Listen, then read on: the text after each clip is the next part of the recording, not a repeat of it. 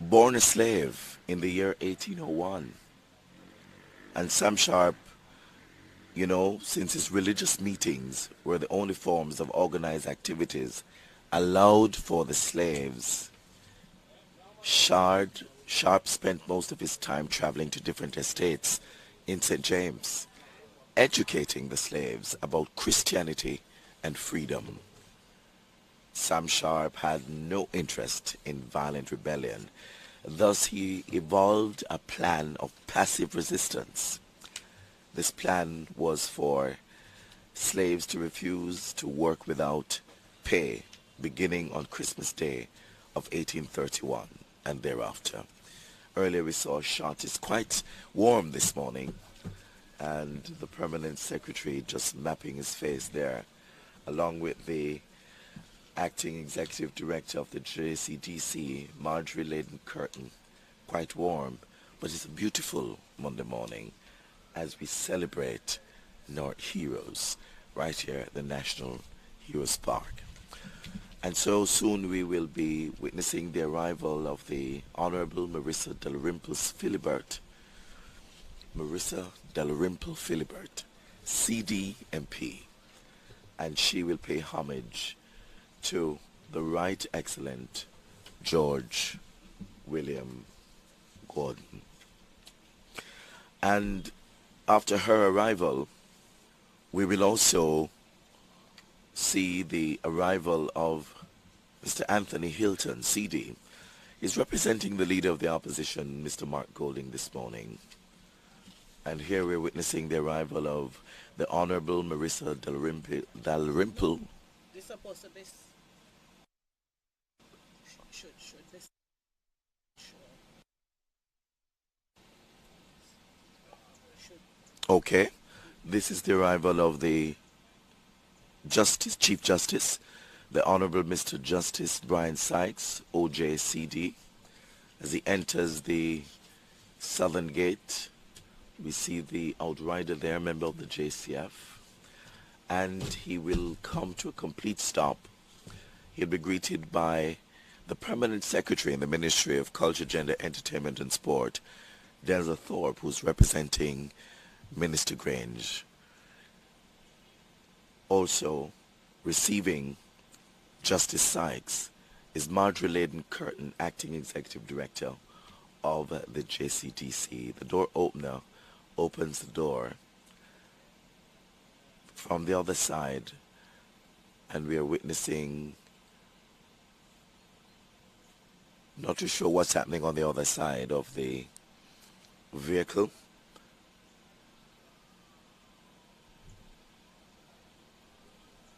Oh, Tom Tavares Finson, Thomas Tavares Finson, OJCD KCJP, and Mrs. Tavares Finson. And this morning they're paying homage to the Right Excellent Paul Bogle, and they're greeted by the Permanent Secretary. The Protocol Officer is now leading them to the monument to the Right Excellent Paul Bogle.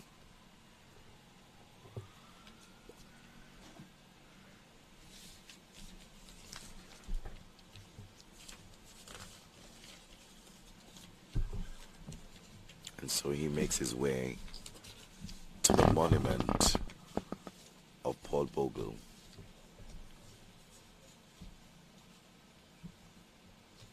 Beautiful floral arrangement there.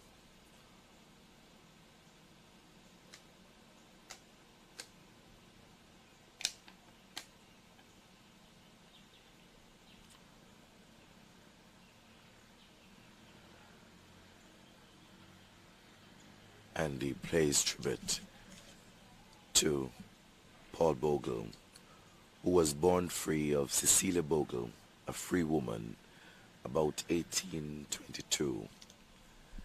Senator the Honorable Thomas Tavares Finson, OJCD KCJP, and Mrs. Tavares Finson,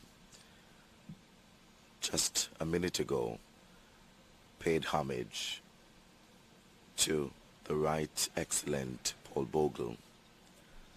And so they will we enter the vehicle, which will make its way to King's House this morning.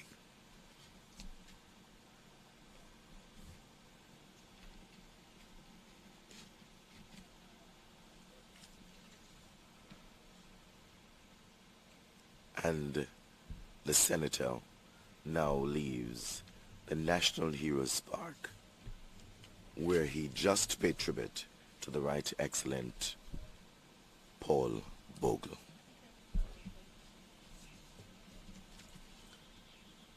Beautiful shot there of a section of National Heroes Park. The outrider just exiting the frame just now, and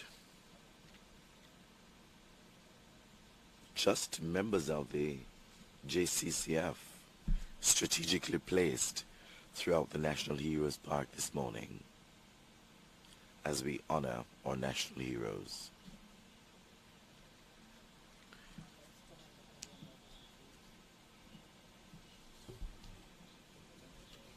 We are witnessing the arrival of a dignitary this morning. We're not too sure who is now arriving, since Senator the Honorable Thomas Tavares Finson was scheduled to arrive a little later this morning to pay tribute to the Right Excellent Paul Bogle. But here's the outrider, and following closely by the vehicle with one of our dignitaries this morning. And the door opener, okay, the door opener opens the door, and we are seeing the Honorable Mr. Justice Brian Sykes, OJCD, exiting the vehicle, and he will pay tribute to the Right Excellent Samuel Sharp this morning. He's greeted by Permanent Secretary Mr. Denzel Thorpe, as well as Marjorie Layden Curtin, the Acting Executive Director of the JCDC. Both are representing the Minister of Culture, Gender, Entertainment and Sport this morning.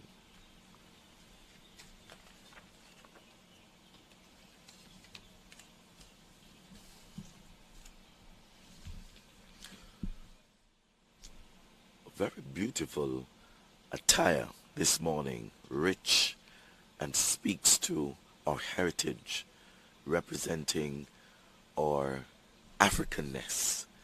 And we're seeing the Honorable Mr. Justice Brian Sykes, OJCD, paying tribute to the Right Excellent Samuel Sharp. And he was born a slave in 1801. After his religious meetings, Sam Sharp explained his plan to supporters and made them kiss the Bible to show their loyalty. Very interesting there. And the supporters then shared the plan with the other parishes until the idea had spread throughout St. James, Trelawney, Westmoreland, and even St. Elizabeth and Manchester. And Chief Justice Brian Sykes will now exit the park. He just paid tribute to the Right Excellent Samuel Sharp. He's escorted by a member of the Jamaica Constabulary Force, and following closely, I will suspect that these are members of his security detail, as well as Permanent Secretary Denzel Thorpe and Marjorie Layden Curtin, Acting Executive Director of the JCDC. Both individuals are representing our host minister, Minister of Culture, Gender, Entertainment and Sport, the Honorable Olivia Grange, OJCD MP. And I think this is a nice opportunity for a photo op, and Perhaps he's contemplating about how the rest of the day will unfold, and perhaps thinking about the contribution that the right excellent Samuel Sharp has made to this country. And he will now enter his vehicle, and the Honorable Mr. Justice Brian Sykes, OJCD, will now make his way to King's House. It's a nice shot there of a section of Heroes Park, and of course Justice Brian Sykes is departing the National Heroes Park this morning.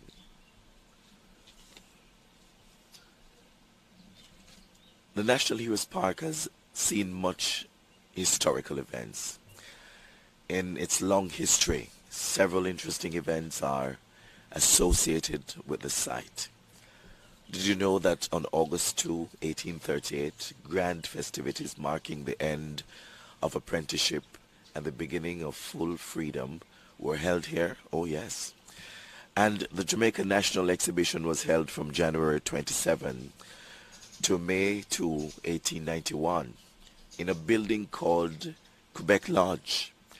This site is now occupied by the Woolmer School.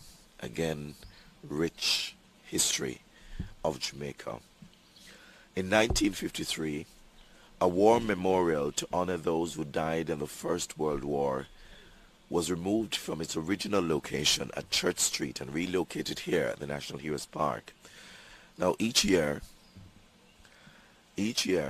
on Remembrance Day, the first Sunday in November, veterans gather around the cenotaph to honor the memory of those who died in World Wars I and II, and where we can see a clear shot of the cenotaph.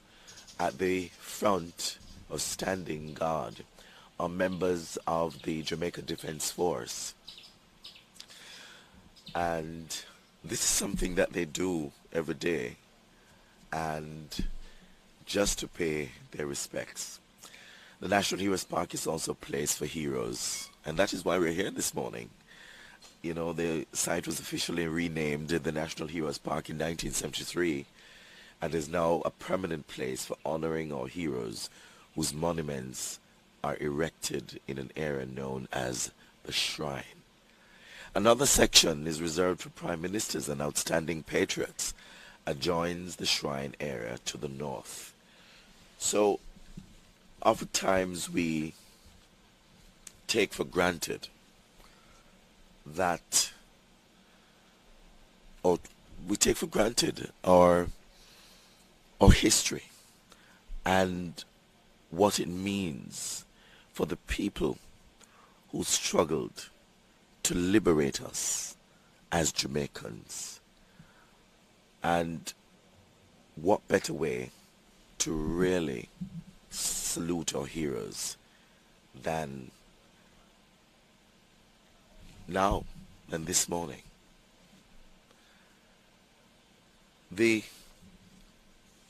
I want to draw attention to the fact that the monument to the Right Excellent Marcus Mosiah Garvey was designed by the government town planner C.G. Hodges in 1964, and we're seeing that to the left of my screen, the right of your screen.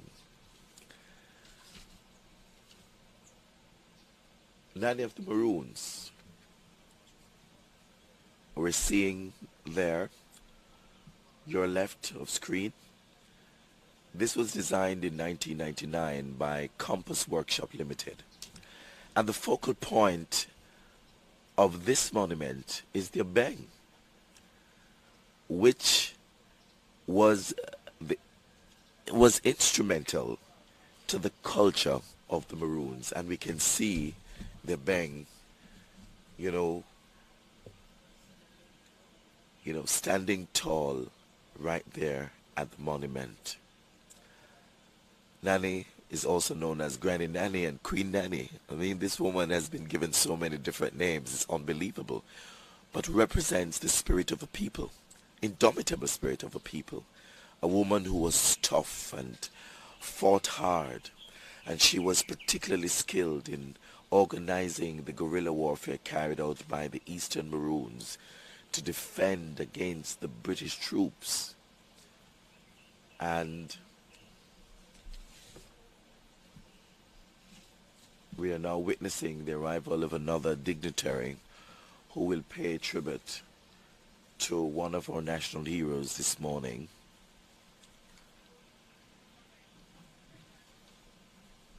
And this is the arrival of the Honorable Marissa Dalrymple Philibert, CDMP, Speaker of the House of Representatives.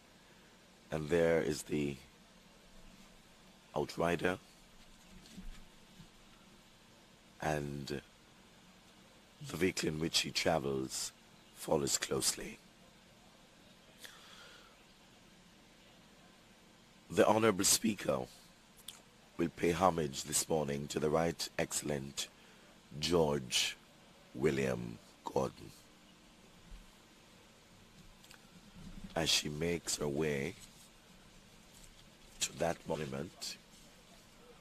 We can see members of the Jamaica Combined Cadet Force lining the pathway to the monuments this morning. And here she comes. The vehicle comes to a complete stop, and she will be greeted by Permanent Secretary in the Ministry of Culture, Gender, Entertainment and Sport, Denzel Thorpe, as well as the Acting Executive Director of the JCDC, Mrs. Marjorie Layden Curtin.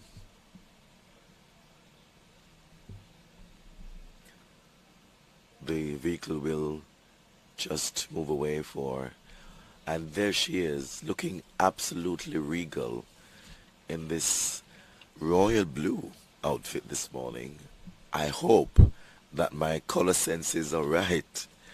And she is escorted to the monument to the Right Excellent George William Gordon. She is accompanied by the protocol officer, followed closely, member of the JCF, who carries that nicely decorated floral arrangement. And we can see Marjorie Layden Curtin, Acting Executive Director of the JCDC, and Permanent Secretary Denzel Thorpe in the background. And she lays her wreath to the monument of the Right Excellent George William Gordon.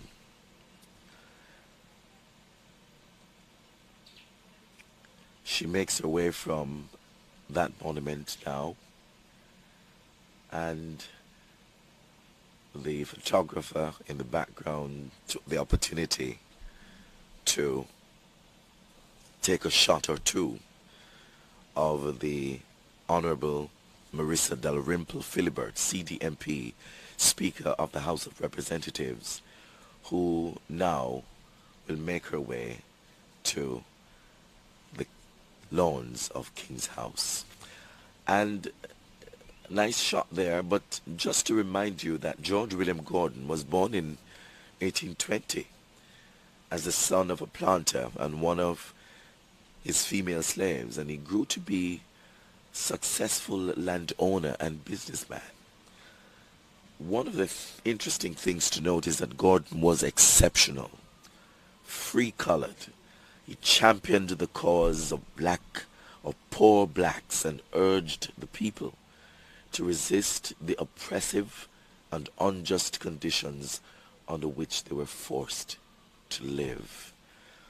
It should be noted that he subdivided his own lands, selling farm lots to the people as cheaply as possible and organized a system through which they could sell their produce at fair prices.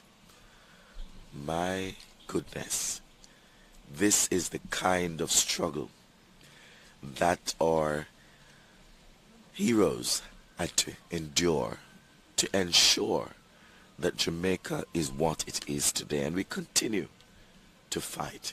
A beautiful shot here of the National Heroes Park, well kept, well manicured lawns, and speaks to the beauty of the morning, the beauty of the park, and the beauty of our people, and the kind of respect that we have for those who went before us or who have gone before us to make an indelible mark for this country, Jamaica, and we love.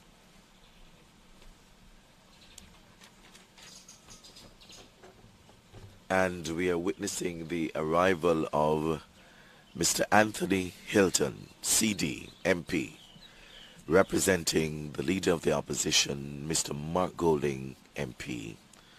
And he's being greeted, or will be greeted, by the Permanent Secretary in the Ministry of Culture, Gender, Entertainment and Sport, and the Acting Executive Director of the JCDC, Mrs. Marjolaine Curtin. Both are representing the Minister of Culture, Gender, Entertainment and Sport this morning. Here he exits the vehicle, greets the Permanent Secretary, and the door opener stands closely by, and he'll be closing the door in a short while. Mr. Hilton will be escorted to the monument monument to the Right Excellent Norman Washington Manley by the protocol officer, and following closely by a member of the JCF carrying that beautiful arrangement as he pays homage to the Right Excellent Norman Washington Manley, who was born in 1893 in Roxborough, Manchester. He was a brilliant scholar, athlete, lawyer, and politician. He was founder of the People's National Party, and Manley spent his life speaking for the rights of the Jamaican people. He, along with Sir Alexander Bustamante, played a great role in advocating for full universal adult suffrage in 1944. In 1955, he was elected Chief Minister of Jamaica. And so,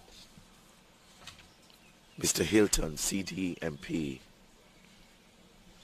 has paid tribute to the Right Excellent Norman Washington Manley and now leaves the shrine, the monument, dedicated in his honor. And so he salutes a member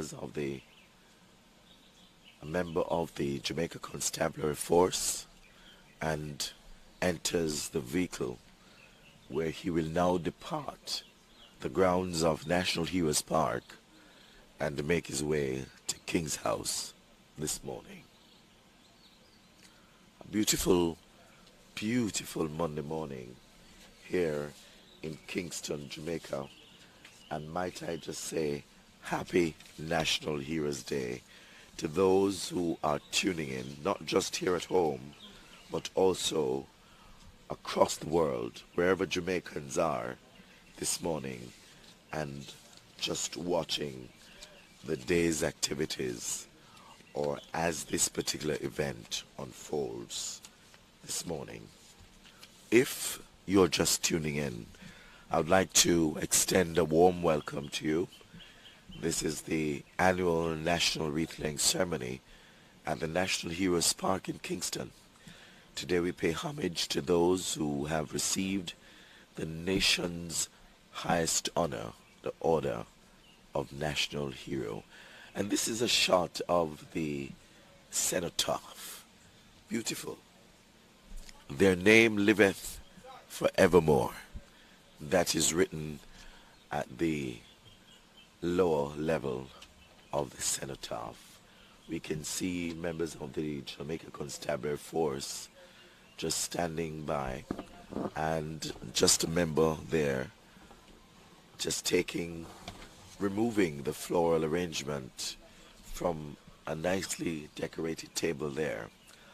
And so very soon we will be witnessing the arrival of the Prime Minister of Jamaica, the Most Honorable Andrew Holness, ONPC MP.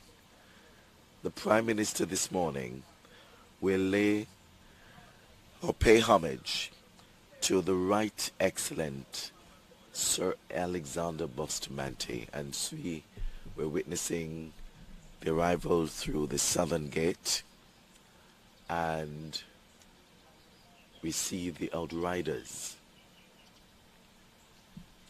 were members of the Jamaica Constabulary Force, and as they make their way through the southern gate to come to a complete stop closest to the monument to the Right Excellent Alexander Bustamante, we will see the Prime Minister being greeted by the Permanent Secretary in the Ministry of Culture, Gender, Entertainment and Sport, Denzel Thorpe, as well as Mrs. Marjorie Layden Curtin, Acting Executive Director of the JCDC. And we see the door opener moving closer to the vehicle carrying or transporting our Prime Minister, the Most Honorable Andrew Holness. He opens the door and the Prime Minister exits the vehicle. He is greeted by the Permanent Secretary and Mrs. Marjorie Layden Curtin.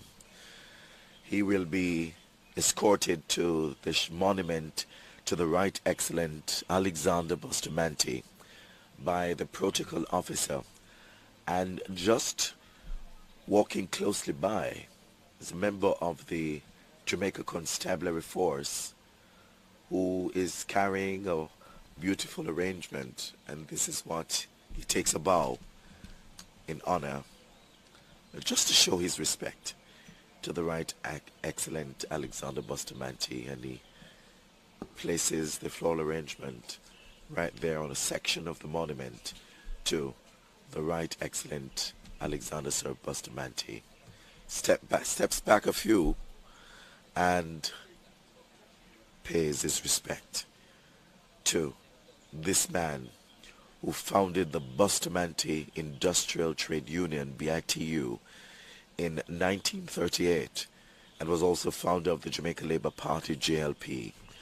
And despite the work of all the other heroes and heroine, pay and working conditions were poor in the 1920s and 1930s, and he salutes the member of the JCF, and he enters the vehicle, and the Prime Minister will be rushed or whisked, for the want of a better word, to King's House this morning, where we will honor so many of our Jamaicans who have contributed greatly to nation building. The Prime Minister is now leaving the grounds of the National Heroes Park,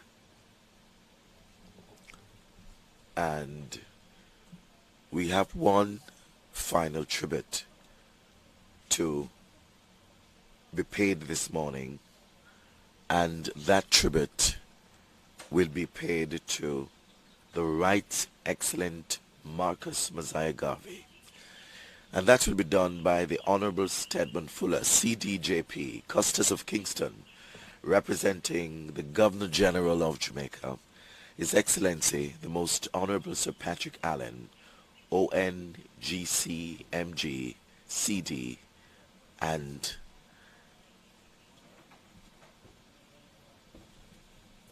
we will be witnessing that very soon.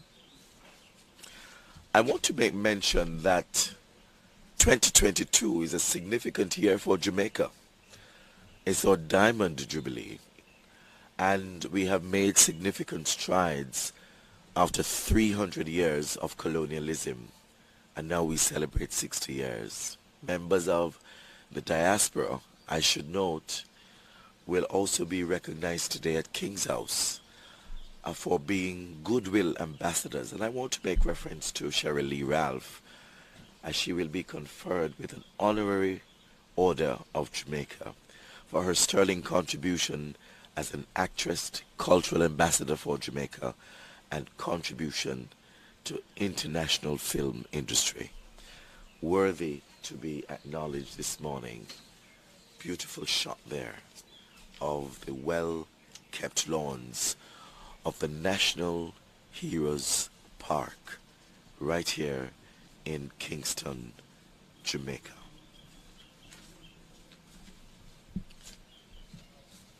And just to give you some information on Marcus Mosiah Garvey, is that he was born August 17, and we're seeing just members of the Jamaica Defense Force standing guard right there at the front of the cenotaph. But Marcus Mosiah Garvey was born August 17, 1887 to Sarah Jane Richards and Marcus Mosiah Garvey Jr. in St. Anne, Jamaica, the Garden Parish. Now, Garvey grew up in poverty. He left school and started working at the age of 14. Marcus Mosiah Garvey Sr. was his dad. I forgot to mention the seniority of his father, since he has been given the same name, but he would be Marcus Mosiah Garvey Jr. So Garvey took the UNIA worldwide in order to encourage self-government for all black people, oppose racial discrimination, and promote racial pride. He visited America in 1916 and inspired hope to blacks who faced horrors such as lynching by the Ku Klux Klan. What is interesting is that Marcus Garvey never actually visited the motherland, but he has had so much impact on leaders of the continent. So much impact. And that is really spectacular. So that's the shot of the monument to the Right Excellent Marcus Mosiah Garvey. Garvey built large UNIA businesses and employed over 1,000 black people. And it must be noted that he believed that black people should return to their homeland and founded the Black Star Line Shipping Company in an effort to facilitate the return of blacks to Africa. Many of our Jamaicans, or many fellow Jamaicans, are of that understanding and that belief that we must return home to Africa. I'm wondering why, though, he just didn't visit the continent. What? And I think that is my question to him had he been alive today. And at the end of the day, we are thanking all our heroes for their struggles, for their fight for freedom, so that we can be who we are today. It's quite humid this morning, quite warm, and we see members of the JCCF, the Jamaica Combined Cadet Force, standing guard to the monuments to our national heroes. A few, with perspiration on their face. But we understand that it comes with the morning, it comes with the event, and it comes with the job. So, nice shot there of the monument to the Right Excellent Marcus Mosiah Garvey. and a member of the JCF is holding the floral arrangement, which she will hand it to the Custis of Kingston, Honorable Stedman Fuller, CDJP, and he's representing the Governor General of Jamaica this morning, His Excellency, the Most Honorable Sir Patrick Allen. And we can see a nice shot there of the cenotaph. But Jamaica National Heroes Day today, a holiday celebrated on the third Monday of every October, is a time used to highlight the great contributions of our 6 national heroes and 1 heroine. Now, the first Heroes celebration was on Monday, October 20, 1969. I wasn't even born then. This was the year when a few of our national heroes were conferred with the Order of National Hero on October 20, to be specific, 1969. The recently deceased Norman Washington Manley and the first and only then living hero Alexander Bustamante were conferred with the Order of National Hero. Now, on the chief National Heroes Day, church services were held across the country to recognize the heroes. And we're witnessing the arrival of the Custis of Kingston, the Honorable Stedman Fuller, CDJP. He's representing the Governor General of Jamaica this morning, His Excellency, the Most Honorable Sir Patrick Allen.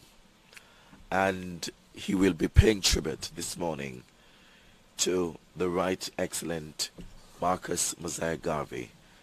And here's the vehicle with the Custis, and he will come to a complete stop closest to that monument, and he will be greeted by the Permanent Secretary, Mr. Denzel Thorpe, and Mrs. Marjorie Layden Curtin, Acting Executive Director of the JCDC, and a member of the JCF salutes the Custis. He's greeted by the Permanent Secretary and Mrs. Layden Curtin.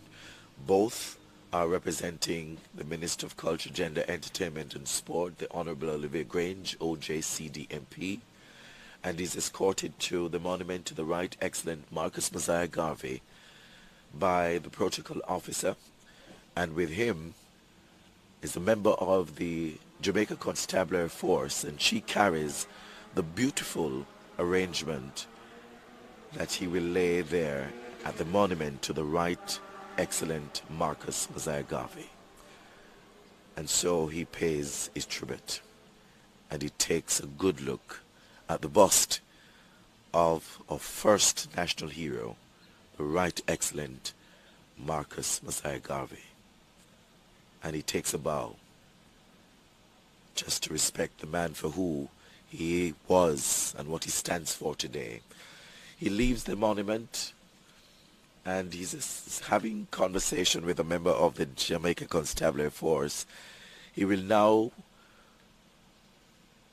make his way to the waiting vehicle, who will take the Custis to the lawns of King's House this morning.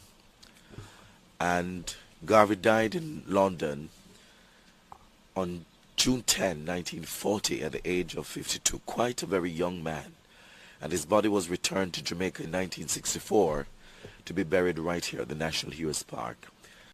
Garvey, as it was said earlier this morning, was named Jamaica's first national hero on November 15, 1964. And the words, "We are going to emancipate ourselves from mental slavery, because whilst others might free the body, none but ourselves can free the mind," was first expressed by Marcus Garvey and was later featured in Bob Marley's redemption song, "Emancipate yourselves from mental slavery. None but ourselves can free our minds." And the Costas now departs the grounds of National Heroes Park, and all 7 national heroes, I would say 6 national heroes and 1 heroine, were extraordinary citizens. They inspired and continue to inspire and serve as ideals even for our youth today. They were scholars, they were businessmen, they were leaders, and they aided in the progress and freedom of Jamaica. And today, they are paid the tribute they so richly deserve. It was our pleasure to have come to you live from the National Heroes Park, the annual National Wreath Laying Ceremony. Happy Heroes Day, Jamaica. And we're going to be joining Stacey and Smith live on the lawns of King's House for the broadcast of the ceremony of investiture and presentation of National Honors and Awards 2022, where a total of 217 men and women will be recognized for their outstanding contributions to nation building through service in the various fields. The ceremony will be presided over by the Governor General, His Excellency the Most Honorable Sir Patrick Allen. Good morning.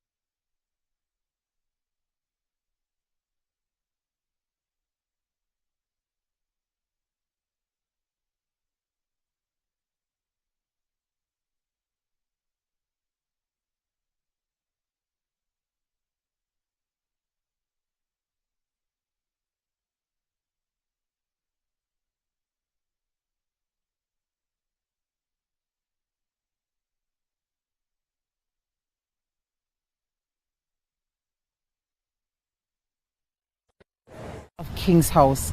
We are here for the 2022 ceremony of investiture and presentation of the National Honours and Awards.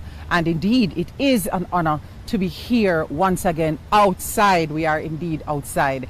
We've been on a hiatus, if you will, for the last couple of years, due, of course, to the COVID-19 pandemic. But wow, it is wonderful. I can say even with the heat and it's a little balmy, but it is absolutely beautiful to be outside, to be here on the grounds of King's House to recognize and to honor all the recipients of this year's National Honours and Awards. You can see behind me the Guard of Honour in place, waiting for the arrival of all of our dignitaries. You would have seen if you joined our broadcast earlier that we do have a team that's at Heroes Park, National Heroes Park, where there has been wreath laying for our national heroes. And we are getting ready, standing by to go into this morning's ceremony. We are going to be honoring 221 Jamaicans, and they're going to be receiving honors for contributions that they have made in a range of disciplines. And we're talking about the Order of Distinction, which we will have 30 persons who are going to be receiving the Order of Distinction. We're going to have 35 persons who will be receiving the Order of Distinction in the rank of officer. We'll have 6 persons receiving the Badge of Honor for Gallantry, and you will, of course, hear some amazing stories of bravery and courage of Jamaicans who have saved lives, and that's always a high point of this ceremony. We'll also have 30 persons receiving the Badge of Honor for long and faithful service, and of course we will have several members of our security forces or uniformed groups who will be receiving recognition for long and meritorious service. Among some of the more notable persons who will be receiving awards, we have jazz great Monty Alexander CD, Jamaica Defence Force Chief of Staff, Rear Admiral Antoinette Weems Gorman. We have Olympic and world champions Shelly Ann Fraser Price, as well as Sharika Jackson. And we do know that the Prime Minister is arriving. He has arrived, and so we're getting ready for the arrival of the Governor General in short order. Just also to give you a couple of quick mentions of other persons who are going to be receiving awards: Professor of Neurophysiology Ronald Young, engineering professional Omar Sweeney, and world-renowned actress Cheryl Lee Ralph. So stay with us. We are broadcasting live on most stations locally. You can also see us on the JIS website, jis.gov.jm. We will, of course, be bringing you the sights and the sounds of this year's investiture.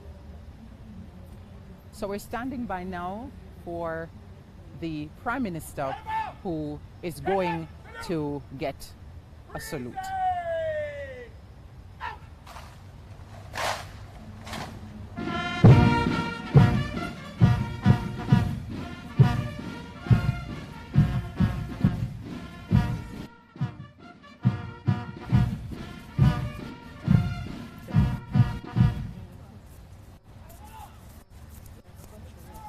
Yeah, because it's fast.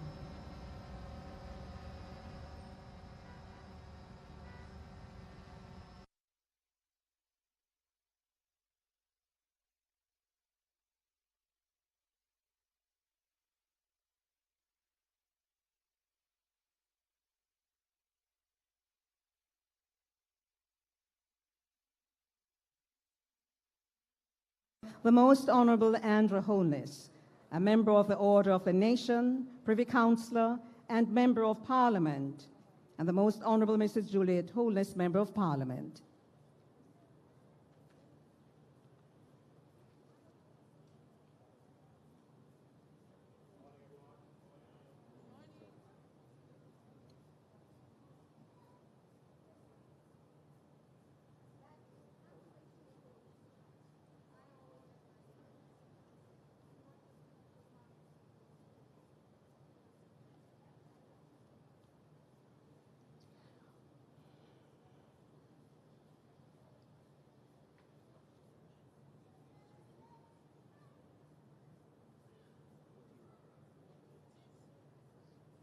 Please be seated.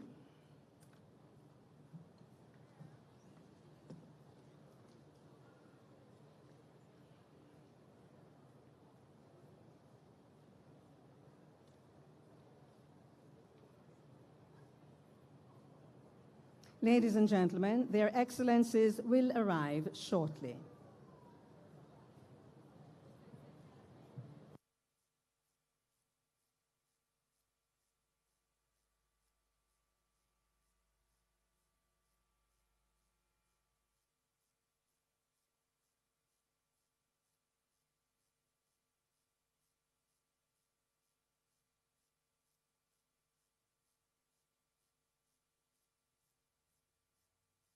Just splendidly displayed.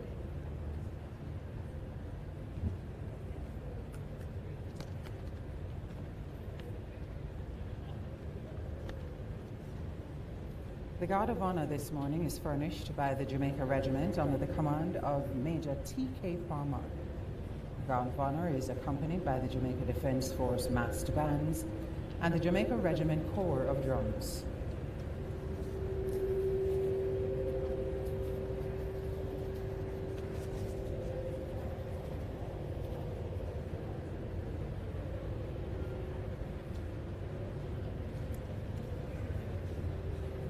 We're anticipating the arrival of the Governor General, Sir Patrick Allen, and Lady Allen.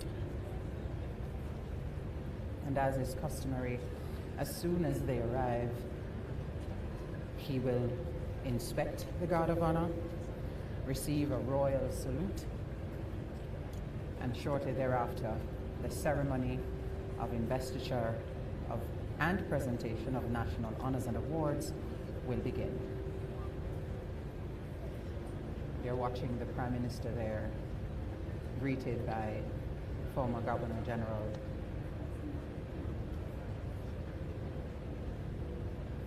Kenneth Hall.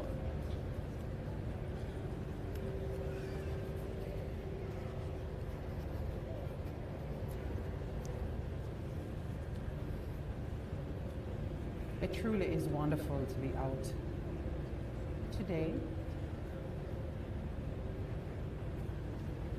National Honors and Awards was done virtually for the past 2 years.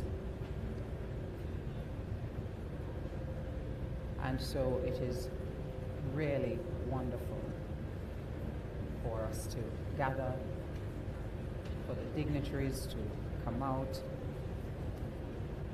and for us to honor and recognize those Jamaicans who continue to give exemplary service to their country.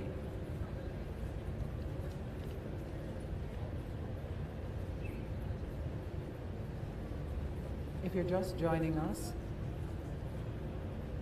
this is the ceremony of investiture and presentation of National Honors and Awards 2022. We are on the grounds of King's House. We are in a covered tent, a little more comfortable than we have been over the years. This is the second time we are in a covered area for the award ceremony. And indeed, it is good to be together.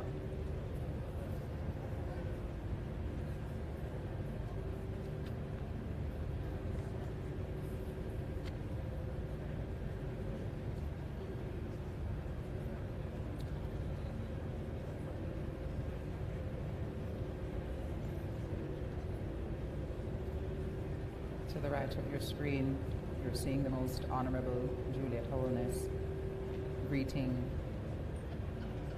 the Speaker of the House, Marissa Dalrymple Philibert, and before that she greeted the President of the Senate, Thomas Tavares Vincent.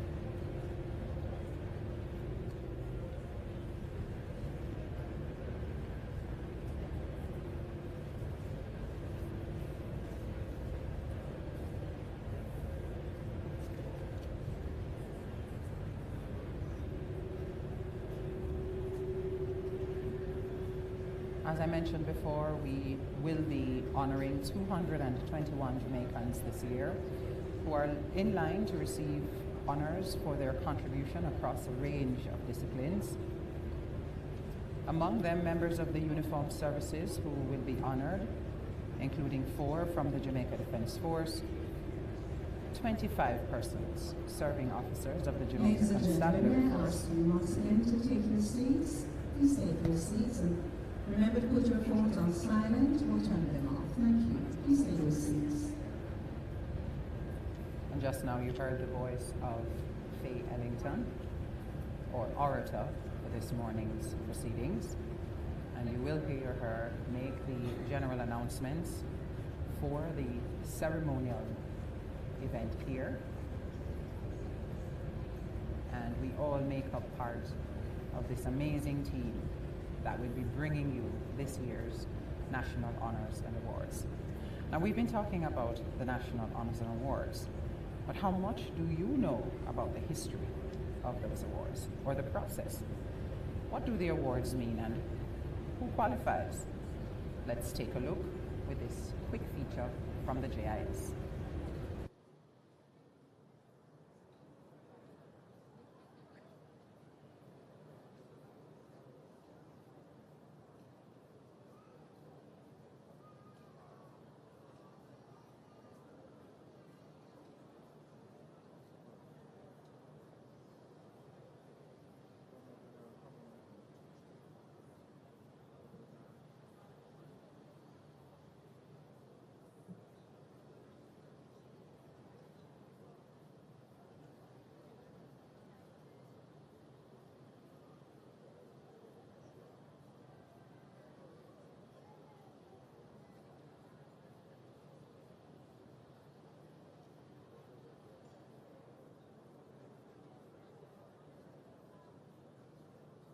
Order of National Hero, and that is the award given to those deemed to be national heroes.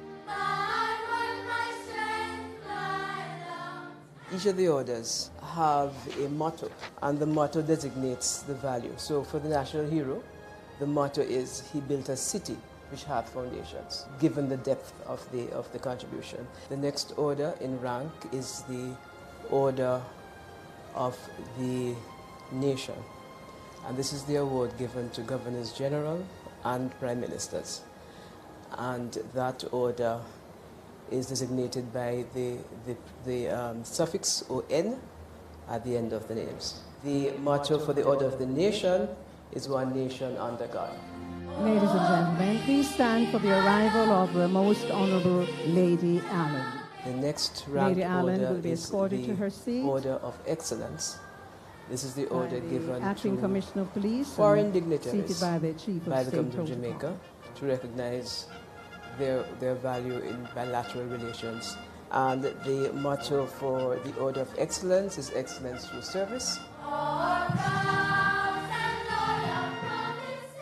The Order of Merit is ranked next, and this may be conferred upon any citizen of Jamaica or distinguished citizen of another country. His Excellency who the has Governor achieved General has international arrived on the distinction. ceremonial A grounds. His member of Excellency this will be given a royal salute and will inspect the Guard of Honor. The Governor General is escorted to the saluting dais by the Chief of Defence Staff, attended by Lieutenant Colonel Morton B. Stewart, Commanding Officer, the 4th Battalion, the Jamaica Regiment, and Major Dwayne Hill, aide-de-camp to the Governor General.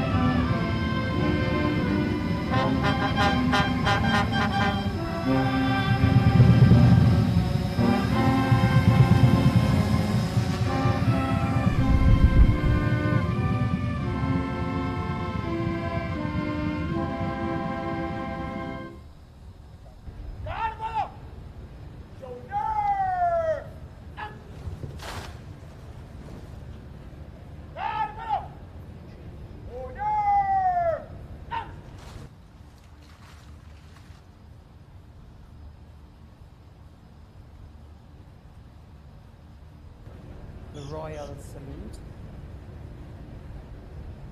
The Governor General will be invited to inspect the Guard of Honor.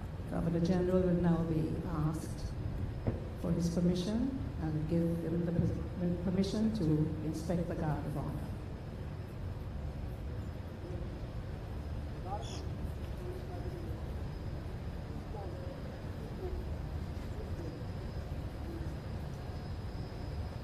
Please be seated. Having been invited, the Governor General now moves to inspect the Guard of Honor, and following that there will be another royal salute, and he will then make his way into the ceremonial area for the start of these proceedings. During the inspection of the Guard of Honor, a very favorite of the military band of the JDF will be played, and that is Hymn Vital. Today's Guard of Honor is furnished by the 4th Battalion of the Jamaica Regiment under the command of Major Terence K. Palmer. The Guard of Honor is accompanied by the Jamaica Defence Force massed bands and the Jamaica Regiment Corps of Drums, conducted by Warrant Officer Class 2 Annie Taylor. The Director of Music is Lieutenant Rafael Salazar.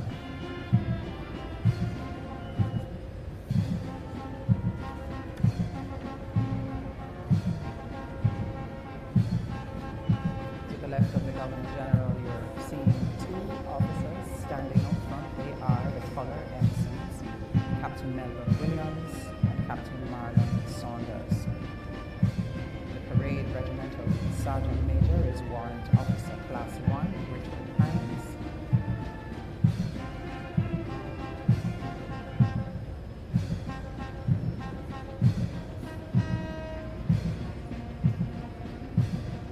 Really resplendent in their ceremonial uniforms this morning. Those brilliant images brought to you by the production team.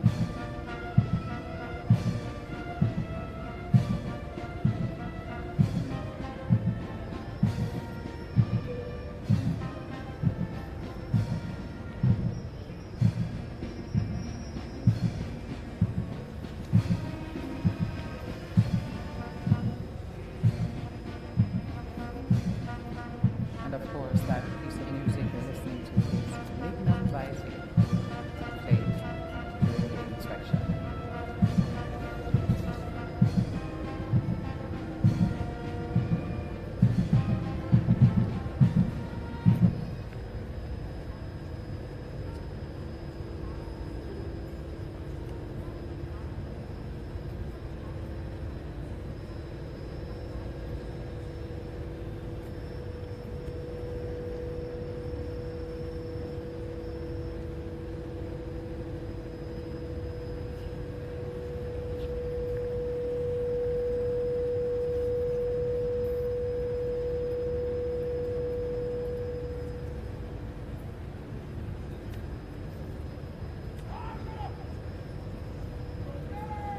Governor General being escorted back to the saluting dais. To his left, Rear Admiral Antoinette Williams Gorman. Ladies and gentlemen, please stand for the Royal Salute.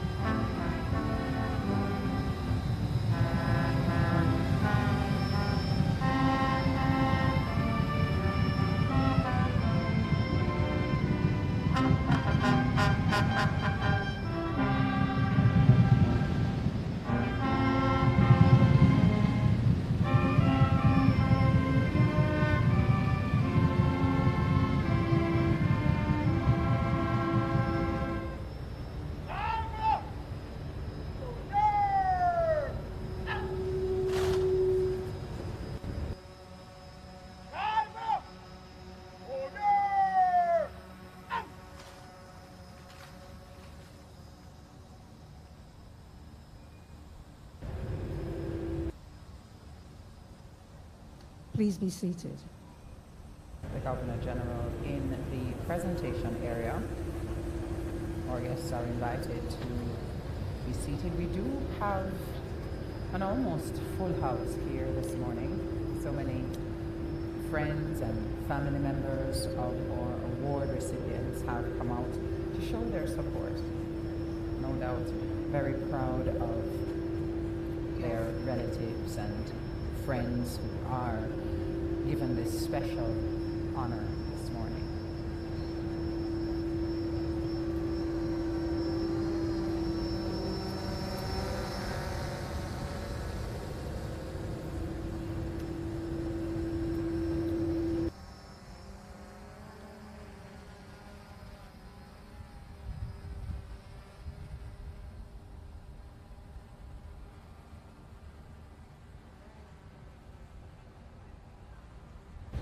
The military who are awaiting the arrival of the Governor General,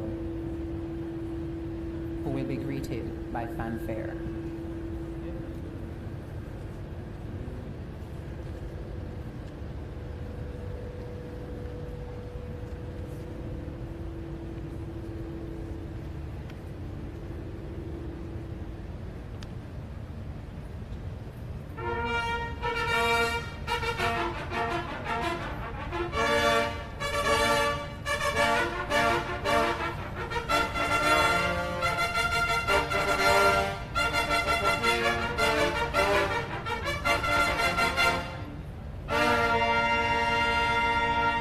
Ladies and gentlemen, please stand for the arrival of His Excellency the Governor General, the Most Honorable Sir Patrick Allen, Member of the Order of the Nation, Knight Grand Cross of the Most Distinguished Order of St. Michael of St. George, Commander of the Order of Distinction, Knight of Grace of the Most Venerable Order of the Hospital of St. John of Jerusalem.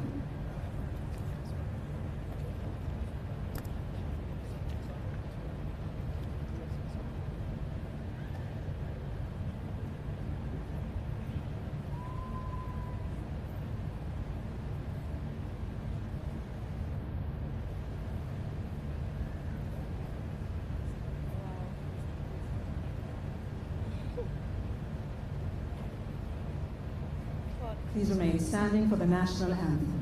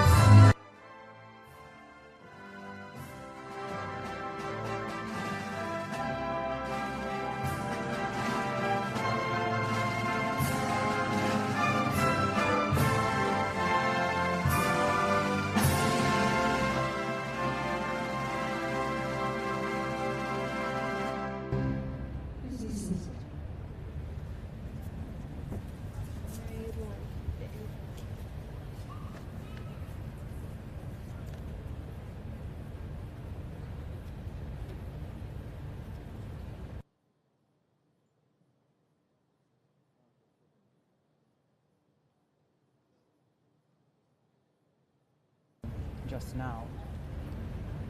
But members of the JDF supporting this morning's ceremony and presentation of national awards are falling into place. The markers are taking their positions, and we will begin momentarily.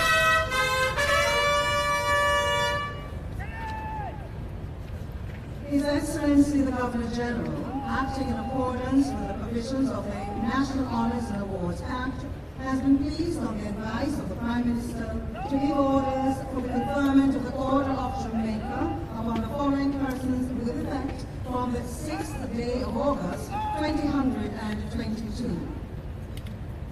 Mr. Monty Alexander, a member of the Order of Distinction to the rank of Commander, for sterling contribution to the promotion of Jamaican music and the jazz genre interpretations globally. Mr. Monty Alexander is unable to be with us this morning.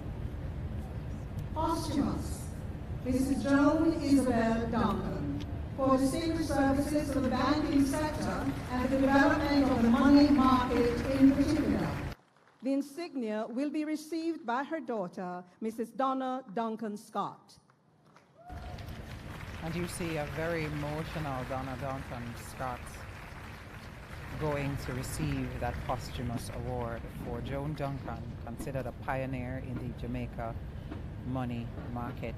She had a simple but very ambitious dream to start a company where any Jamaican could walk in off the street, take a few $100s from their pocket and invest it. And of course, the rest is history. She founded the Jamaica Money Market Brokers Limited in 1992, becoming after that Jamaica's biggest money market trader. The Honourable Olivia Atavia Babsy Grange, a member of the Order of Distinction of the rank of Commander and Member of Parliament, for sterling contribution to cultural development and political administration in Jamaica. The Honourable Olivia Grange, Babsy Grange, currently serves as a Minister of Culture, Gender, Entertainment and Sport and has been a Member of Parliament for St. Catharines Central since 1997. A long career as a cultural activist working at the grassroots level in developing and managing talent. I dare say one of Jamaica's most popular politicians, and you can hear the rousing applause for the Honourable Olivia Babsy Grange.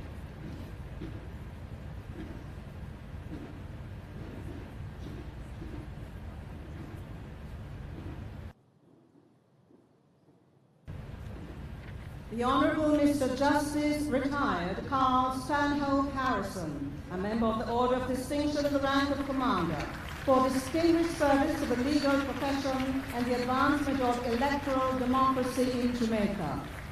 Retired Justice Harrison is currently chairman of the Legal Committee of the Electoral Commission. He was called to the bar in 1976 and has had a long and distinguished career. He is the first graduate of the Norman Manley Law School to be appointed Crown Counsel in the Attorney General's chambers. An author of many books and a tutor at Norman Manley Law School. Really outstanding member of the judiciary.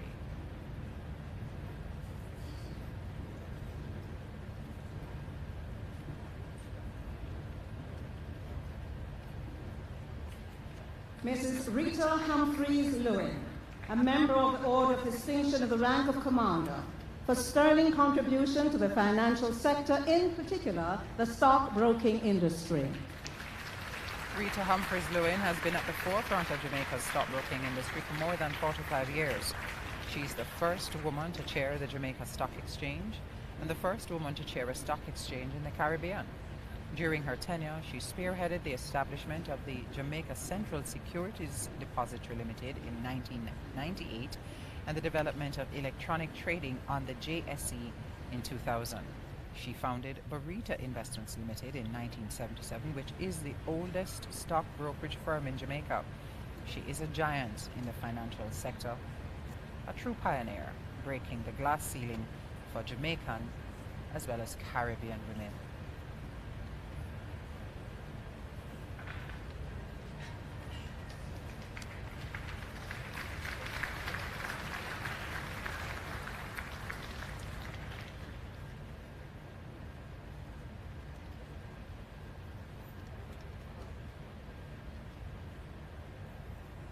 Professor Maureen Elaine Sams-Vaughan, a member of the Order of Distinction in the rank of Commander, for pioneering research, clinical work, and policy development in the field of child health, child development, and behavior. Professor Sams-Vaughan is known locally, regionally, and internationally for her seminal research, clinical work and policy development in the field of child health, development and behavior. She's also an advocate for the well-being of all children, especially those at the early childhood level and those with disabilities. She was appointed the first chairman of the Early Childhood Commission, and under her leadership, the Commission developed and implemented Jamaica's first cross-sectoral national strategic plan for early childhood development. Truly a pioneer in her field.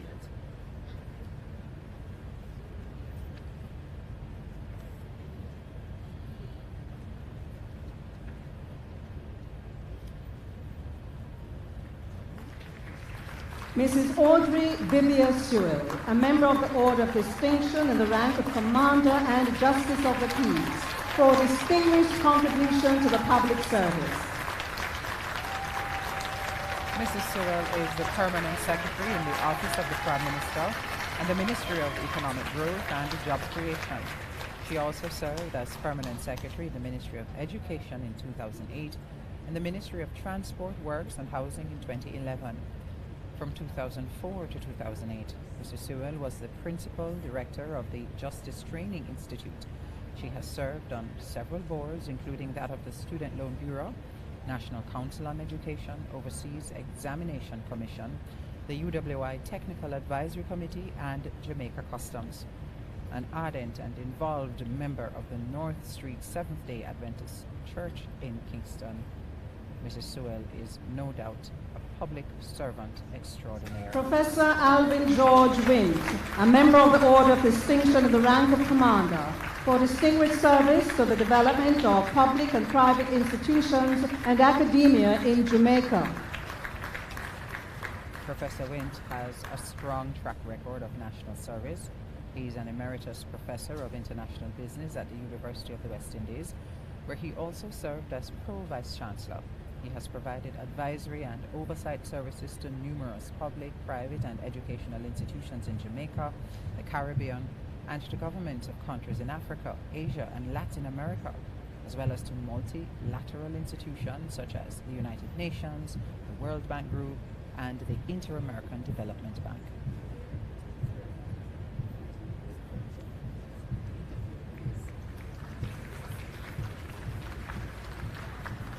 And now, the Order of Distinction in the rank of Commander.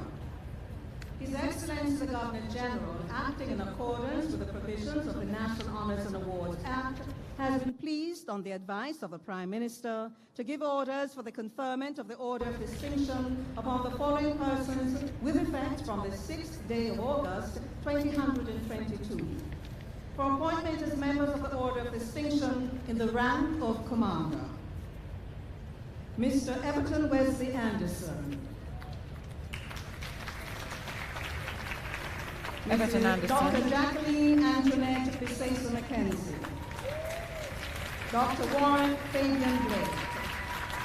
Mr. Ransford Graham, King's Counsel. Reverend Astor Kirkpatrick Carlisle. Dr. Kwame Sinumedu-Dawes. Mr. Vernon Winston Davidson, and Mr. Lloyd Winston Diston Sr. Mr. Everton Wesley Anderson for public service, in particular, the development of healthcare. Everton Anderson is Chief Executive Officer of the National Health Fund and an ex officio member of the NHF Board of Management since January 2013. Under his leadership, the NHF has been awarded the Public Sector Corporate Governance Award for 2016 to 2017 financial year. Dr. Jacqueline Antoinette Bisesa Mackenzie for outstanding public service in the field of health. Most Jamaicans know Dr. Bisesa Mackenzie as the picture of calm authority at those frequent media briefings during the COVID crisis. She has 25 years of experience in the healthcare sector in Jamaica and is the Chief Medical Officer in the Ministry of Health and Wellness. Dr. Warren Fabian Blake for contribution to medicine and as a team doctor in national sports. Dr. Blake is a distinguished Kingston College Old Boy and former president of the Jamaica Athletics Administrative Association, the J3As. He's a consultant orthopedic Mr. surgeon. Ransford Graham, King's Counsel, for contribution to the legal profession and public service. Ransford Graham is a government senator and former Attorney General of Jamaica. He was admitted to practice in 1988 and was a partner at Livingston, Alexander and Levy before being appointed Attorney General in 2010. Reverend Astor Kirkpatrick Carlyle, for contribution to religion and community development. Reverend Carlyle is senior pastor of the Webster Memorial United Church in Kingston, which at over 1,200 members is the largest congregation within the United Church in Jamaica and the Dr. Cayman Kwame Islands. Senu Neville Dawes, for contribution to the literary arts as poet and writer. Ghanaian-born Jamaican Dr. Kwame Dawes is a world-renowned poet and prolific writer who has authored more than 30 books of poetry, several books of fiction and non-fiction, and numerous plays. Mr. Vernon Washington Davidson, for outstanding contribution to journalism. Vernon Davidson is a veteran journalist whose career in journalism began in 1981 as a sub-editor reporter at the Jamaica Daily News. Mr. Lloyd Winston Diston Sr., for outstanding voluntary service and contribution to the banking industry. Mr. Diston has 53 years of unwavering service to the Kiwanis movement in Jamaica. As a chartered member of the Kiwanis Club of Downtown Kingston, he's one of the longest serving members and has created several firsts for the movement. The Honourable Mr. Justice David Martin Alberga Fraser, Dr. Maurice Valentine Guy, Professor Colin Arlington Giles, Mr. Jeffrey McGowan Hall, Mr. Anthony Mark Deno Hart, Ms. Sharika Jackson, Mr. Alok Kumar Jain, Dr. Beulah Grace Winger Haynes.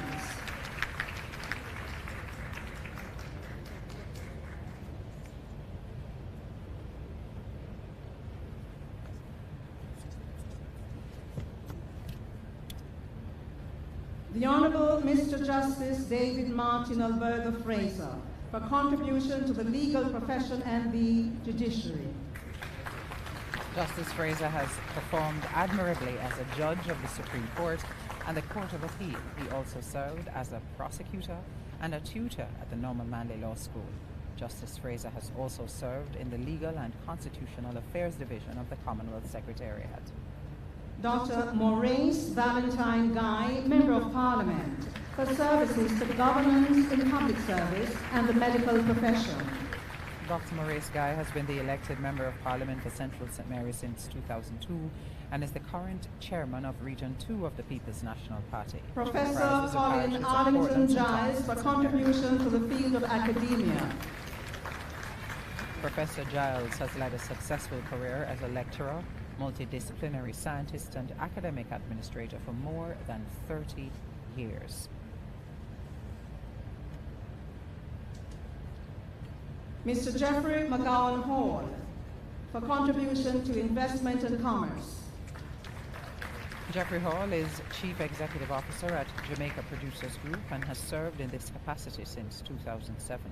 He's credited with leading a turnaround of the group through diversification and growth. Mr. Anthony Mark Deno Hart, for contribution to entrepreneurship and for public service. Mr. Hart began his career at the Hart Group of Companies in 1982, eventually becoming chairman and chief executive officer in 1997. Ms. Sharika Jackson, for exceptional achievement in sports of track and field athletics at the national, world championship and Olympic levels. Sharika Jackson is the fastest woman alive and second fastest woman of all time in the 200 meters. Ahead of the 2022 World Athletics Championships in Eugene, Oregon, Ms. Jackson became the national champion in both the 100 meters and 200 meters. An exceptional athlete, if there ever was one.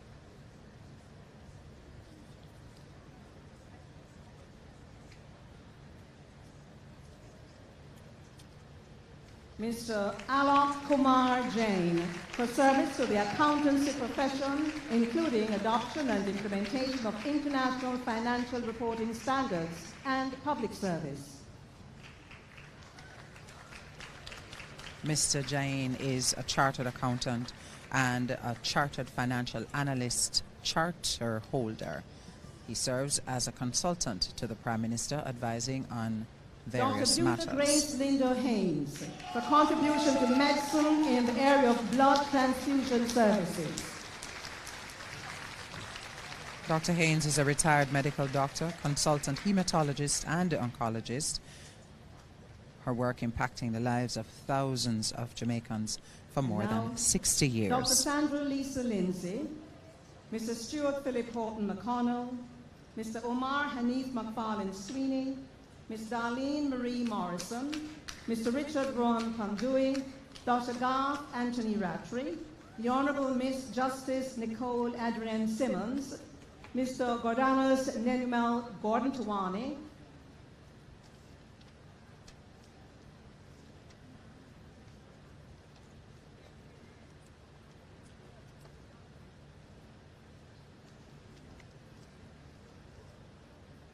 Dr. Sandra Lisa Lindsay for contribution to public health and the campaign against COVID-19 vaccine hesitancy. Dr. Lindsay came to prominence on December 14, 2020, when she volunteered to be the first person to receive the COVID-19 vaccine outside of clinical trials in the US. Her example influenced persons who were vaccine hesitant and served to increase the numbers of vaccinated persons, both in the US and here in Jamaica. Mr. Stuart Philip Horton McConnell for contribution to the business and agriculture industry. Stuart McConnell entered the agricultural sector in the 1970s as a farm manager at Worthy Park Estate, one of Jamaica's top producers of sugarcane for many years.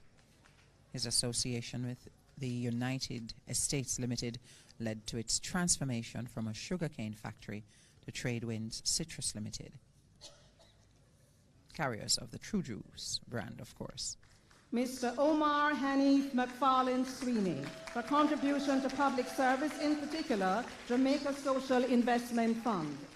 Omar Sweeney is the managing director of the Jamaica Social Investment Fund, where he has portfolio responsibility for the execution of several impactful social intervention and infrastructural projects within vulnerable communities across Jamaica. Ms. Darlene Marie Morrison for public service in fiscal, economic and debt management. Mrs. Morrison was permanently appointed Jamaica's Financial Secretary in November 2018. She has responsibility for the formulation and management of the country's budget and fiscal policy. Mr. Richard Rowan Pandui for contribution to the manufacturing sector. Richard Pandui has more than 20 years of experience covering manufacturing, distribution management, change management and leadership. He is the Chief Executive Officer of the separate group Dr. of Garth companies. Antonio Rattray for contribution to medicine, public education and voluntary service. Dr. Rattray is a general medical practitioner with more than 40 years of experience. During the height of the COVID pandemic, he appeared regularly on television and radio programs to provide information to the public. The Honourable Miss Justice Nicole Adrienne Simmons for contribution to the legal profession and to the judiciary. The Honourable Miss Justice Nicole Adrienne Simmons has dedicated herself to the development of Jamaica's judiciary for 2 decades. She has helped to significantly improve the flow of cases during her time as Registrar of the Supreme Court of Judicature. Mr. Gordadas Nenumel Gordon Tuwani, a member of the Order of Distinction of the rank of officer, for contribution to real estate development and philanthropy. Mr. Tuwani is an Indian immigrant who transformed his life from refugee to business magnate. He is one of the largest holders of private property across Jamaica, business savvy, and that reflects in the many properties that he has leased for commerce.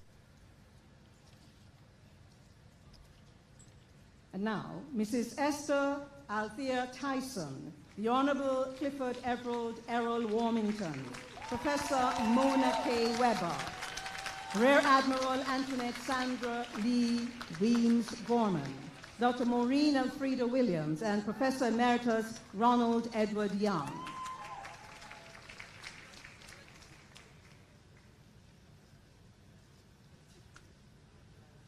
Mrs. Esther Althea Tyson, for service to education. Mrs. Tyson has long believed in the transformative power of education, having spent more than 30 years helping to nurture the nation's children.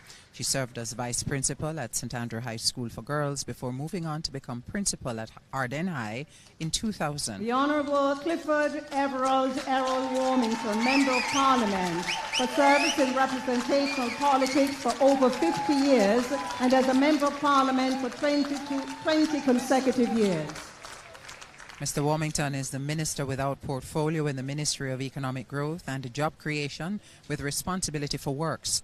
He's been a Member of Parliament for the St. Catharines Southwestern constituency since 2002 and has been in politics for more than 50 years. Professor Mona K. Weber, for contribution to preserving and protecting the marine and coastal environment of Jamaica. Professor Weber has made the protection and preservation of the island's coastal ecology her life's work. For over 30 years, she has contributed her expertise as a Rear marine Admiral biologist. Antoinette Sandra Lee Weems Gorman, a member of the Order of Distinction in the rank of Officer and Justice of the Peace, for distinguished service to the Jamaica Defence Force. Rear Admiral Weems Gorman is the first woman to serve as Chief of Defence Staff in the Jamaica Defence Force. Her nearly 3 decades of service has been characterized by Dr. groundbreaking Maureen achievements. Elfrida Williams, for contribution to medicine in the area of obstetrics and gynecology. Dr. Williams has dedicated more than 50 years of service to the field of medicine in both the public and private sectors. Professor Emeritus Ronald Edward Young, for contribution to the field of physiology with emphasis on neurophysiology. Professor Young is Emeritus Professor of Human and Comparative Physiology at the University of the West Indies. A widely respected educator, he has made significant impact with his research and teaching of the medical sciences through his 50 years. May I have your permission to bring forward at this time an honorary member of the Order of Jamaica, Miss Cheryl Lee Ralph, for sterling contribution as an actress, cultural ambassador for Jamaica, and contribution to the international film industry. Cheryl Lee Ralph was born in the United States to Stanley Ralph and Jamaican mother Ivy Ralph, and she is a great cultural ambassador, an acclaimed show business professional with an impressive body of work in film, television, and the Broadway stage. She won this year the Outstanding Supporting Actress in a Comedy Series at the 74th Primetime Emmy Awards for her starring role as Barbara Howard on the ABC sitcom Abbott Elementary. She became the first black woman to win that award in 35 years. Her credits also include originating and creating the role of Dina Jones in the landmark musical Dreamgirls, which earned her a Tony Award nomination and a Drama Desk Award nomination for Best Actress.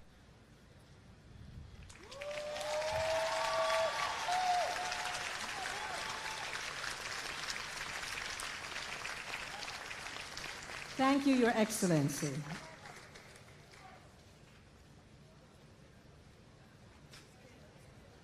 And now, some entertainment. Jamaican musician Giovanni Williams has been featured for Heritage Month celebrations through folk music arrangements and more recently, a medley of songs by Toots Hibbert in tribute to the reggae legend.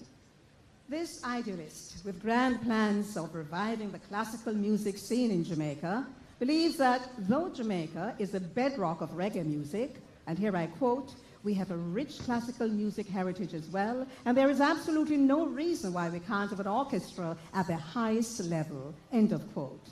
Ladies and gentlemen, please welcome Giovanni Williams performing "I Saw My Land in the Morning" and "I Pledge My Heart."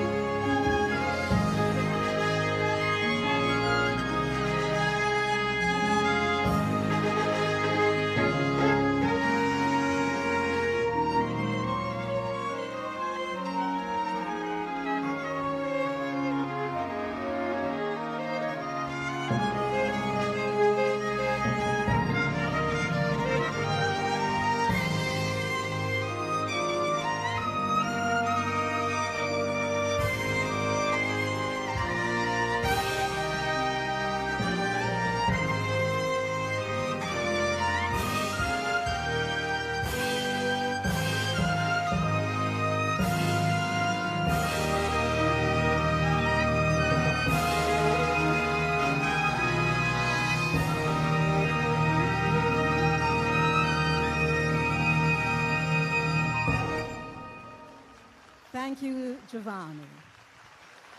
Giovanni Williams, thank you. Williams.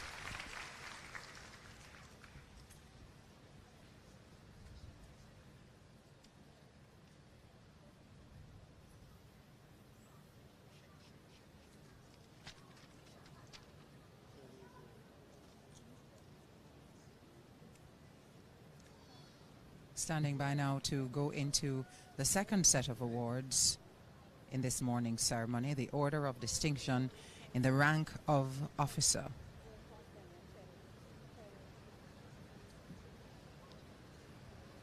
We see the markers going into place and the award recipients moving into position, and we will begin momentarily.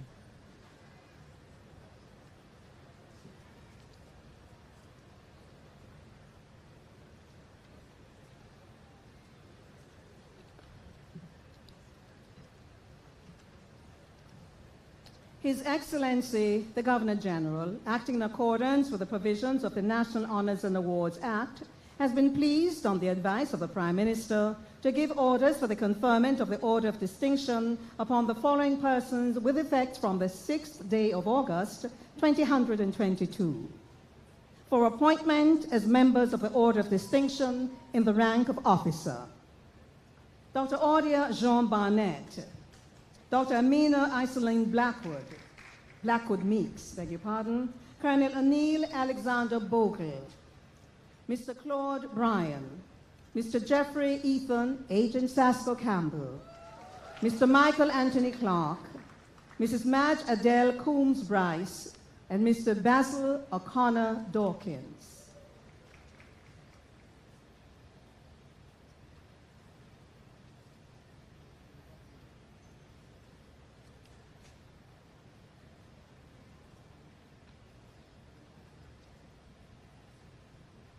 Dr. Audia Jean Barnett for contribution to the fields of agriculture development, scientific research, and community service. Dr. Barnett is a former executive director of the Scientific Research Council, an institution she led for more than 8 years. Dr. Amina Iselin Blackwood Meeks, Badge of Honor for Meritorious Service for contribution to the development of the literary arts in the Jamaican culture.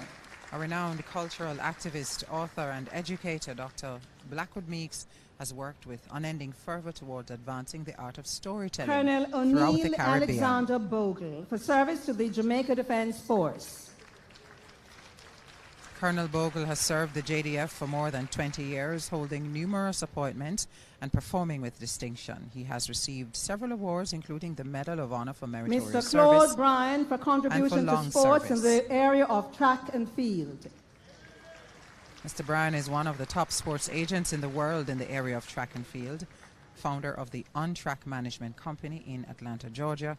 His company has represented and furthered the careers of many local talents, including Mr. Veronica Jeffrey Campbell-Brown. Ethan Agent Sasco Campbell for outstanding contribution to music, philanthropy, and positive pro-social message to youth. Rousing applause for Jeffrey Campbell, aka Agent Sasco, one of dancehall's winning musical talents.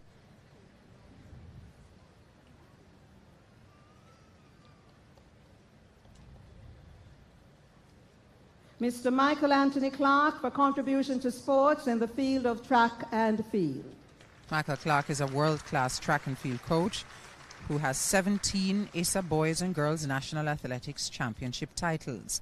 He's also an Olympic and World Championship level coach. Mrs. Madge Adele Coombs Bryce for 53 years of service to the agricultural sector.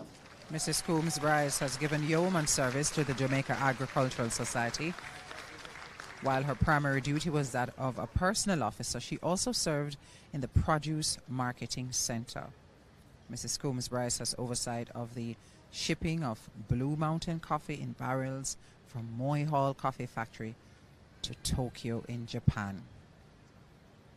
53 years of service to the agriculture sector.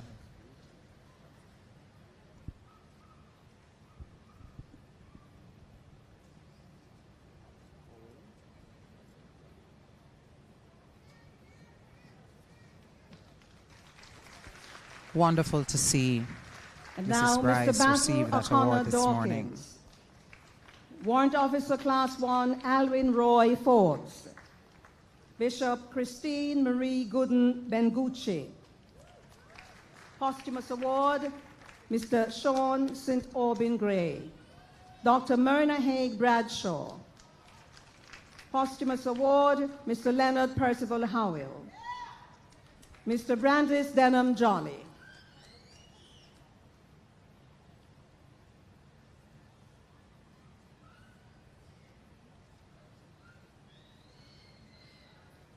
Mr. Basil O'Connor Dawkins for contribution to the creative industry, in particular theatre. For almost 50 years, Basil Dawkins has been captivating the hearts of Jamaicans at home and in the diaspora through his plays.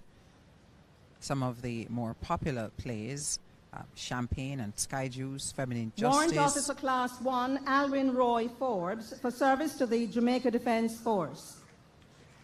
Warrant Officer Class 1 Forbes is a serving member of the JDF with close to 26 years of service. He spent 10 years in youth development where he played an integral role in transforming new recruits into servicemen and women. Bishop Christine Marie Gooden Bengucci for contribution to religion and chaplaincy.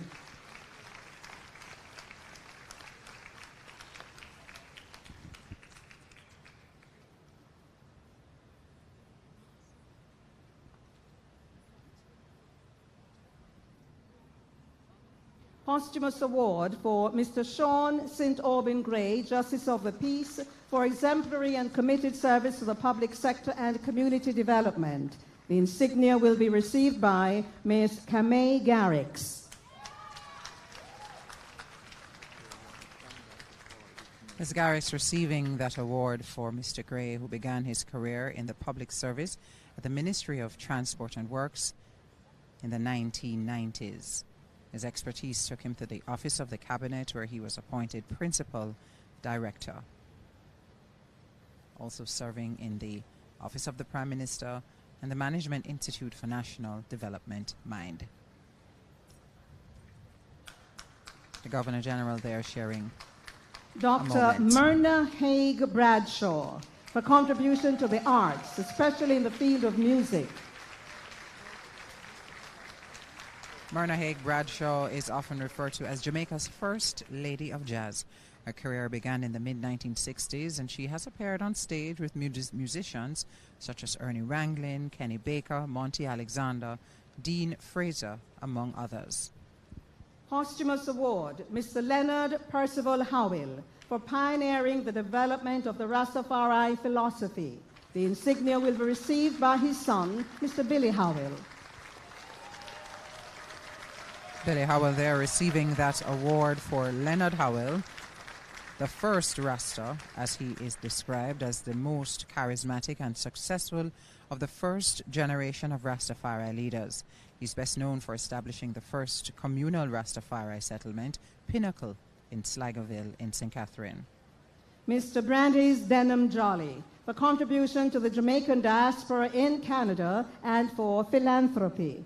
Mr. Jolly is unable to be present this morning.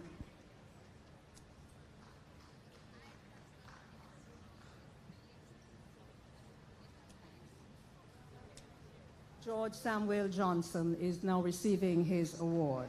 Mr. Justice Johnson. of the Peace for contribution to the tourism sector and philanthropy.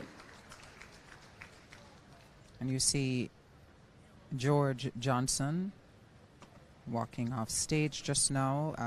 Spent almost all his Brigadier life working in the Markland tourism Aloysius industry. Lloyd. Mr. Gul Arjandas Mansakani. Mr. Mark Archer Melville. Posthumous Award for Miss Jean Elaine Nelson. Mr. Kenrick Randolph Lord Creator Patrick. Colonel Murphy George Price. Mr. Anthony Patrick Chips Richards. And Mr. Garfield Anthony Rowe.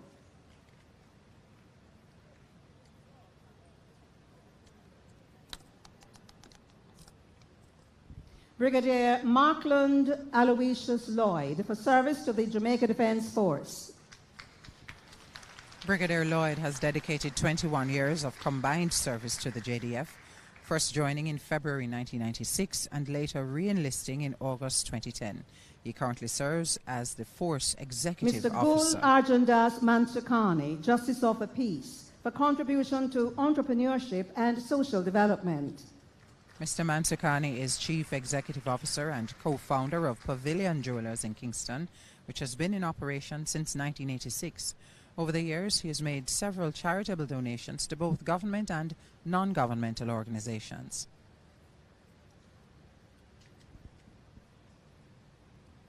Mr. Mark Archer Melville for contribution to the tourism sector.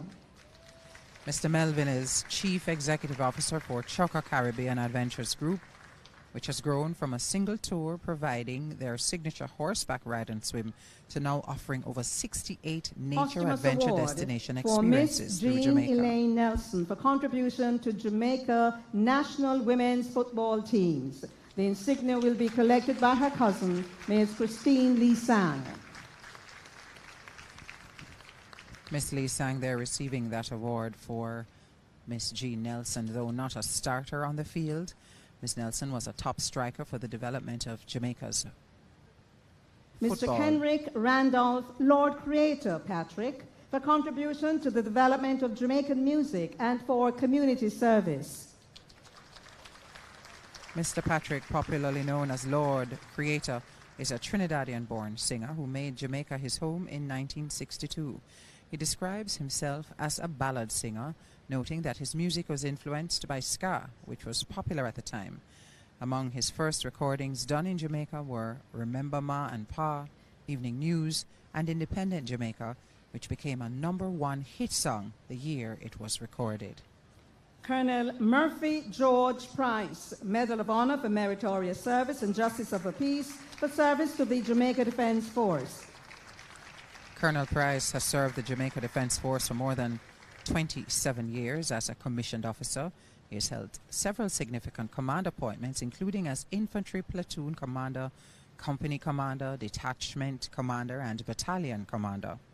He's now the brigade commander for the Jamaica Regiment. Mr. Anthony Patrick Chips Richards, Badge of Honor for Meritorious Service, for notable contribution to the promotion of Jamaican music internationally. Mr. Richards has played a pivotal role in reggae music, receiving the recognition and appreciation it does around the world. As the then marketing manager for Trojan Records, Mr. Richards pressed the Mr. BBC Garfield National Anthony Rowe, Radio. Justice of the Peace, for contribution to education and for the promotion and protection of Jamaican heritage. Mr. Rowe has dedicated 28 years of service to education through his alma mater, the Accompong Town Primary and Basic School.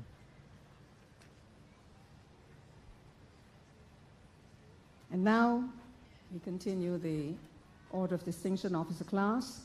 Mr. Douglas Anthony Richard Russell, Miss Verna Joy Elizabeth Scott, Mr. Stanley Carver Skeen, Mr. Lloyd Barnes Smith, Colonel Wallace George Sterling, Mr. John Randall Swaby, Dr. Marcia Anne-Marie Thelwell Reed, Mr. Robert John White,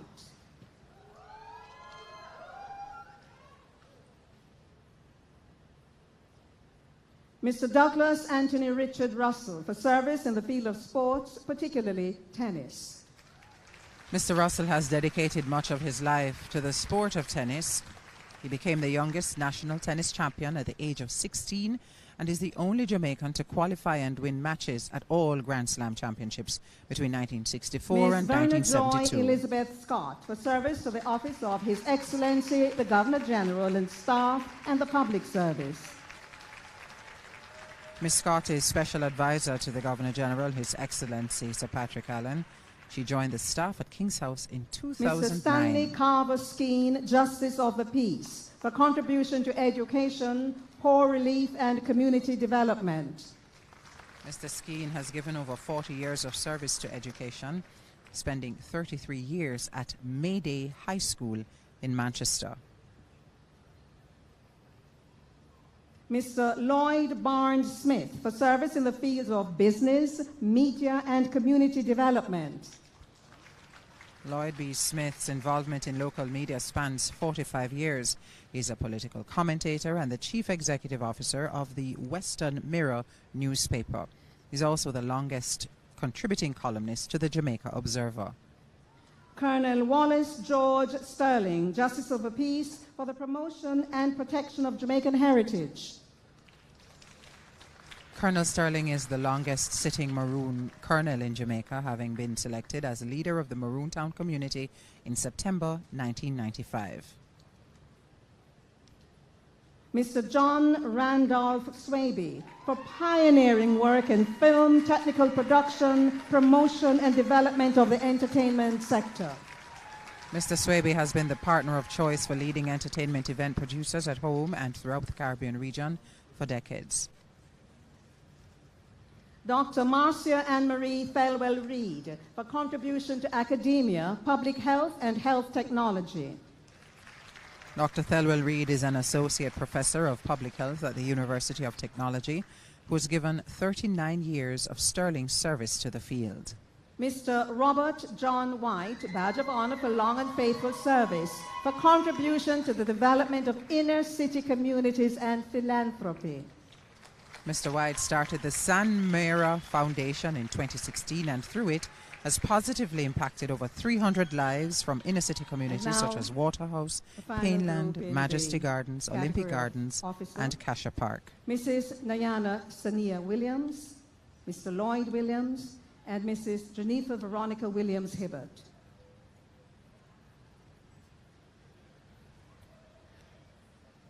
We are supported this morning with the expertise of Antoinette Aiken, who you see on the top left-hand corner of your box for those who are hearing impaired. Nayana Sania Williams for entrepreneurship and philanthropy. Mrs. Williams is the founder of Lifespan Spring Water Company. The company employs more than 50 persons in Portland. She invests in her staff and members of the wider community and receiving Mr. Lloyd recognition Williams this for morning. service in the field of journalism, in particular investigative journalism. Lloyd Williams began his career at the Daily Gleaner in 1960 as a trainee copy editor before becoming a court reporter and later a general reporter. Mrs. Geneva Veronica Williams Hibbert for dedicated public service and academia.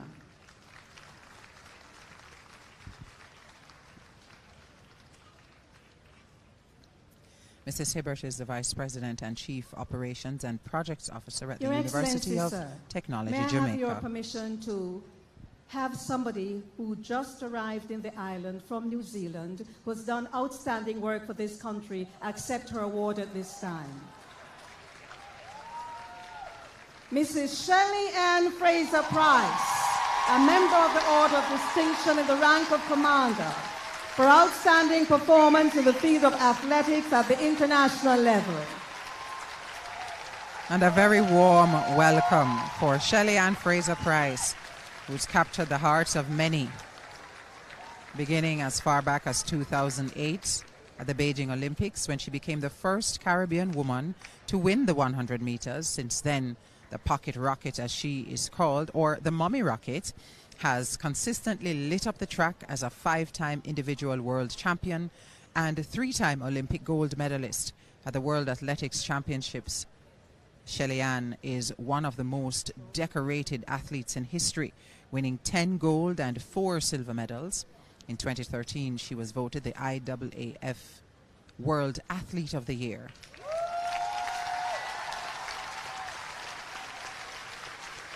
Thank you, Your Excellency. Thank you.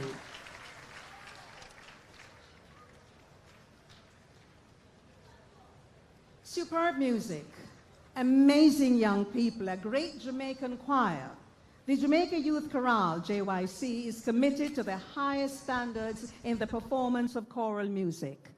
Founded in December 2008, the JYC quickly emerged as one of the nation's leading choirs, being featured in many local, regional, and international publications, productions, and events to critical acclaim. This includes representing Jamaica at the World Choir Games Championship level in South Africa, features on the British Broadcasting Corporation, Caribbean Passport, the Langolene International Musical Ice Stedford in the UK. The JYC has released an album called Spirit, Spirituals and Sacred Works by Jamaican composers, and has an annual concert season and recital. An ensemble from the JYC now performs Noel Dexter's One Thing Leads to Another. And here it is led by Sharona Forrester.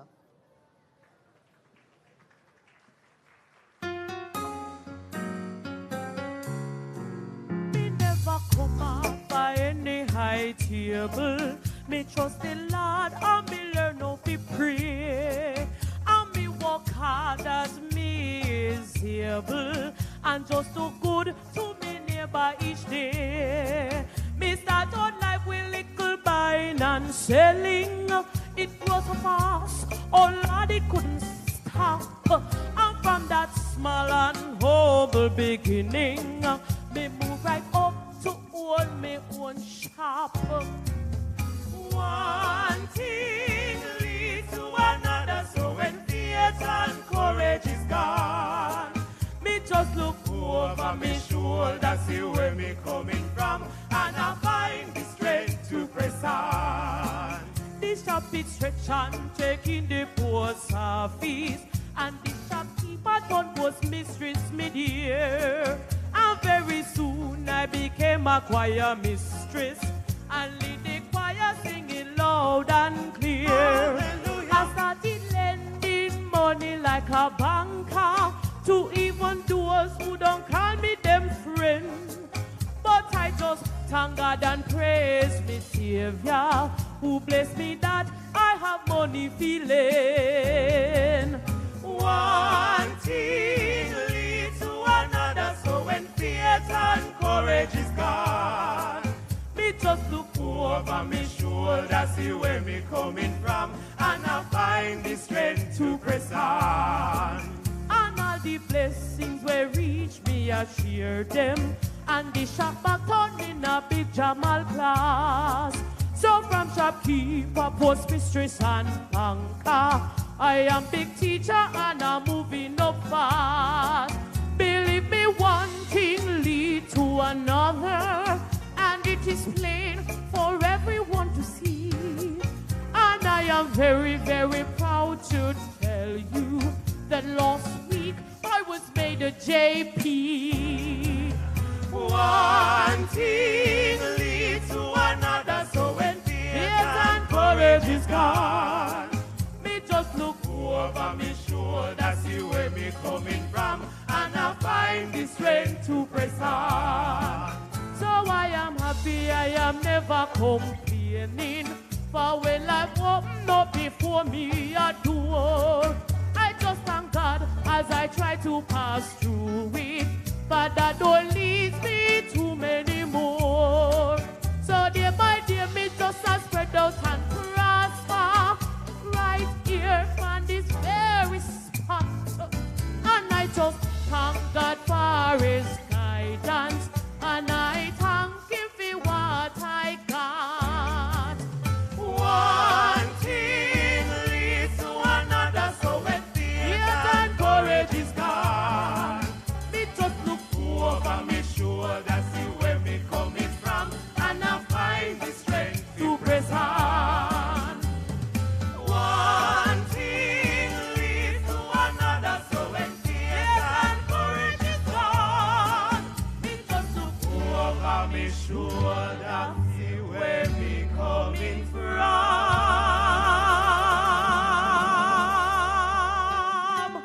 Hi, and I find the strength to press on.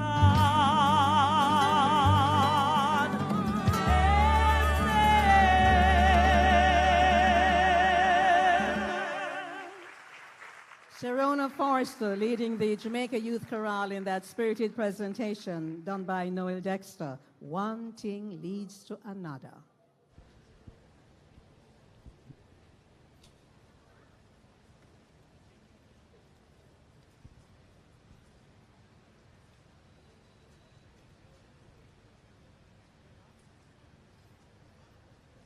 We're standing by now for the next set of awards, the Badge of Honor for Gallantry, where I promise you, you will hear some amazing stories of courage and selflessness that led to the preservation of life.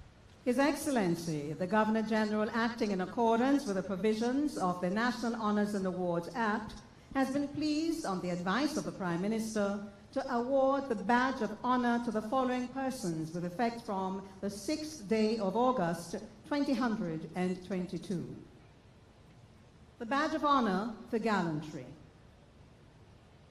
The presentation of the Badge of Honour for Gallantry to Mr. Jeffrey Lloyd Boyne. On July 31, 2020, sometime after 7 p.m., Mr. Boyne noticed a young boy fighting to stay afloat in crocodile-infested waters in Bridgeport, St. Catherine. After several failed attempts to call out to the boy, Mr. Boyne jumped into the water and rescued him. It was later discovered that the boy was hearing impaired. For exemplary heroism in saving the life of a young boy from drowning, Mr. Jeffrey Lloyd Boyne. Jeffrey Boyne is referred to as the Portmore hero. Well-deserved moniker for this man who risked his own life to save that of a hearing-impaired boy.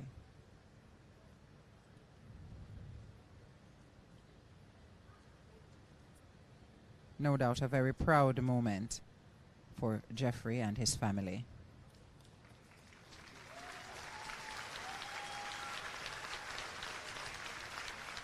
Mr. Junior Georgia Clark. On the afternoon of Thursday, March 10, 2022, Mr. Clark, while transporting co-workers, observed unusual activities taking place in a Toyota Probox taxi in traffic ahead of him at the intersection of Mountain View Avenue and Tucker Avenue. Mr. Clark saw a young schoolgirl as the lone passenger inside the vehicle, being pulled by her neck by the driver. He also noticed that one of her legs was hanging out of the vehicle while it was still in motion. With quick thinking, he engaged in a high-speed chase, following every turn while blowing his horn to warn the taxi driver that his plan had been discovered. After several failed attempts to throw off his pursuer, the taxi driver flung the girl from the taxi on Mountain View Avenue. Mr. Clark and his co-workers then took the girl to the police station where the matter was reported and the girl was handed over to the police. For his exemplary bravery in preventing the abduction of a young schoolgirl and for his life-saving action, Mr. Junior Georgia Clark. Now this is what selflessness looks like. This is what being your brother's keeper looks like. Mr. Junior Clark receiving a well-deserved Badge of Honor for Gallantry for saving a young schoolgirl whose family, I am sure, will forever be grateful.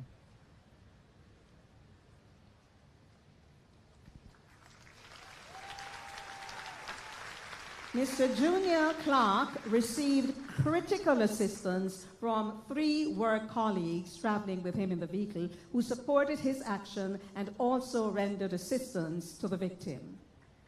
Ms. Tanisha Latoya Brown, for her exemplary bravery in preventing the abduction of a young schoolgirl and for her life-saving action. Ms. Tanisha Latoya Brown.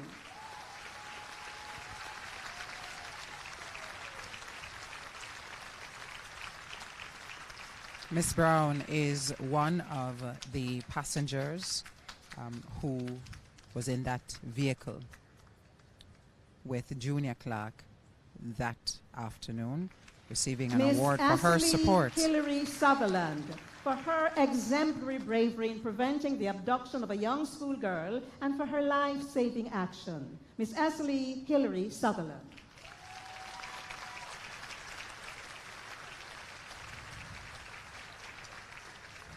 I cannot imagine what might have gone through their minds as they followed that pro box, determined that they would do what was necessary, whatever they could, to save the life of that young schoolgirl that afternoon of March 10. Ms. Sedisha Anna Marie Williams for her exemplary bravery in preventing the abduction of a young schoolgirl and for her life-saving action. Ms. Sedisha Anna Marie Williams.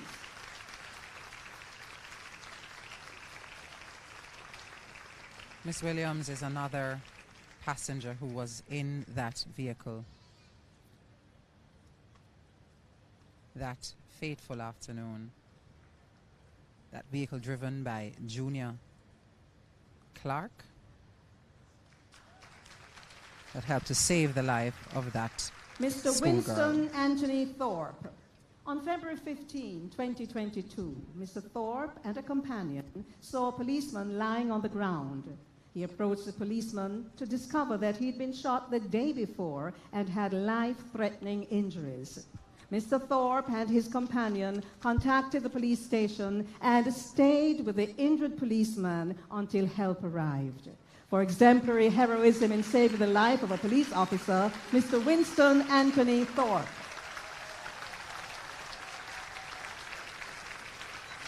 Winston Thorpe is indeed a modern-day hero. A good Samaritan, if you will, who didn't say, this is not my business, I'm staying in my lane and I'm going to see and blind and hear and deaf, but stepped up to the plate to save Mr. someone's Josiah life. Wright. On February 15, 2022, Mr. Wright and a companion saw a policeman lying on the ground. He approached the policeman to discover that he'd been shot the day before and had life-threatening injuries. Mr. Wright and his companion contacted the police station and stayed with the injured man until help arrived. For exemplary heroism in saving the life of a police officer, Mr. Josiah Wright. And Mr. Wright is the companion of Winston Thorpe, so that companion that was referenced there by Faye Ellington was indeed Winston Thorpe. Together, they saved the life of that policeman found in Cedar Grove in St. Catherine, and no doubt saved his life. The Badge of Honor for Meritorious Service. The presentation of the Badge of Honor for Meritorious Service. Mr. Ian Jeffrey Allen. Mrs. Stacey Ann Marie Morlise Brown. Mr. Rudolph Alfonso Brown. Mr. Horace Oliver Clue. Mr. Donald St. Richard Bernard Daly. Ms. Gaynor Pamela Downer. And Mrs. Gloria Patricia Garrick Gibbs.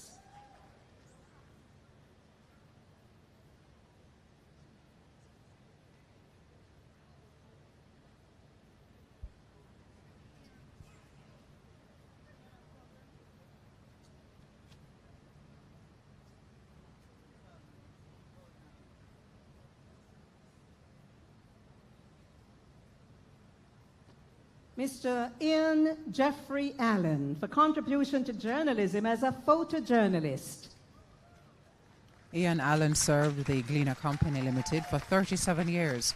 He was first employed in the library and would get tips from the photographers and practice on his pocket camera. Mrs. Stacey Ann Marie Morlise Brown for service to the legal profession and the judiciary.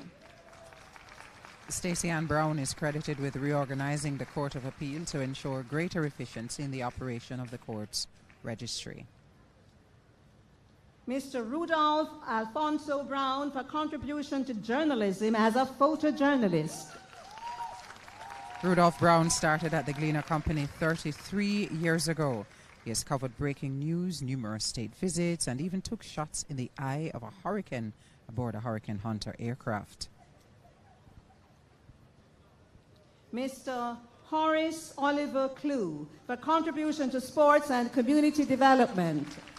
Oliver Clew has a distinction of being the first person to have coached schoolboy football teams in the Rural Area de Costa Cup title, the Manning Cup and the Olivier Shield, which determined schoolboy football supremacy across the island. Mr. Donald St. Richard Bernard Daly, for service to the Jamaican diaspora in the United States of America in the area of communication. Donald Daly makes the connection between Jamaica and South Florida through his company CRI Communications Incorporated. His radio show is a staple within the Caribbean community. Miss Gaina Pamela Downer, for contribution to sports and community development. Ms. Downer was the physiotherapist in charge of Jamaica's track and field teams to the 2008 Olympics in Beijing, the 2010 Commonwealth Games in Delhi, India, the 2003 World Champs in Mrs. France. Gloria Patricia Garrick Gibbs, for long and dedicated service in the field of pharmacy and the health sector. Mrs. Garrick Gibbs dedicated 48 years of service to the field of pharmacy. She served in the Ministry of Health and Wellness as well as the Pharmacy Council of Jamaica. Miss Janet Elaine Henry, Miss Maxine Charmaine Jackson, Mrs. Leonie Beatrice Congal Gopal, Dr. Ephraim Malachi Martin, Lieutenant Colonel Trevor Heal McCurdy, Justice of the Peace, Mrs. Olive Parkins Smith, and Mrs. Marie Powell.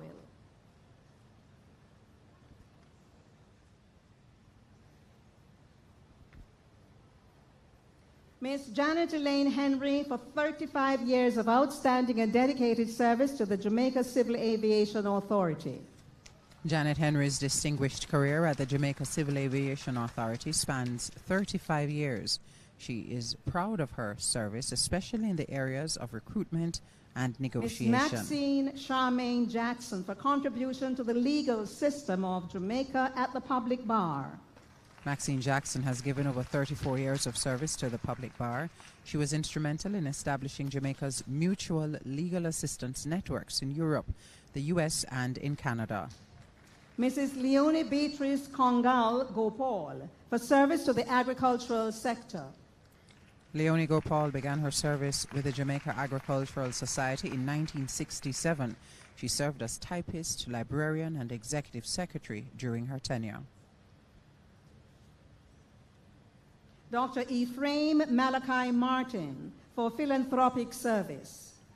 Dr. Martin and his wife, retired Justice Shelvin Hall of the Illinois Appellate Court, started the Black Heroes Matter Coalition. With a group of 80 organizations, elected officials, media houses, and faith-based leaders, Dr. Martin led a successful 4th of July rally and march in 2020. Lieutenant Colonel Trevor O'Neill McCurdy, Justice of the Peace, for service to the Jamaica Combined Cadet Force. Lieutenant Colonel McCurdy has given over 40 years of service to the development of the nation's youth, combating antisocial and deviant behavior and molding young people into model citizens through the Mrs. Olive Cadet Force. Parkins Smith, for outstanding contribution to the Jamaican diaspora in Canada. Mrs. Parkins Smith migrated to Canada in the 1970s, where she began giving back to her community and fellow Jamaicans. Mrs. Marie Powell, for service in the area of volunteerism and community service. Mrs. Powell is unable to be present. The medal will be received by her son, Dr. Alexander Powell. Mrs. Powell's son here receiving an award for her 30 years of community service in the areas of healthcare, education, and youth. No doubt Marie Powell has had a significant impact through her work as a volunteer, improving the lives of children for over 16 years while serving as a member of Rotary International, which is a humanitarian service organization. Now we move to the next group. Mrs. Janet Annetta Richards, Mr. Glaister Anthony Ricketts, Dr. Barbara Antoinette Salmon Grandison, Mr. Colin Barrington Smith, Mrs. Pauline Delores Stevenson, Mr. Derek Adolphus Stewart, Mr. Jeremy Christopher Taylor, King's Counsel, Dr. Princess Marie Vinola Thomas Osborne.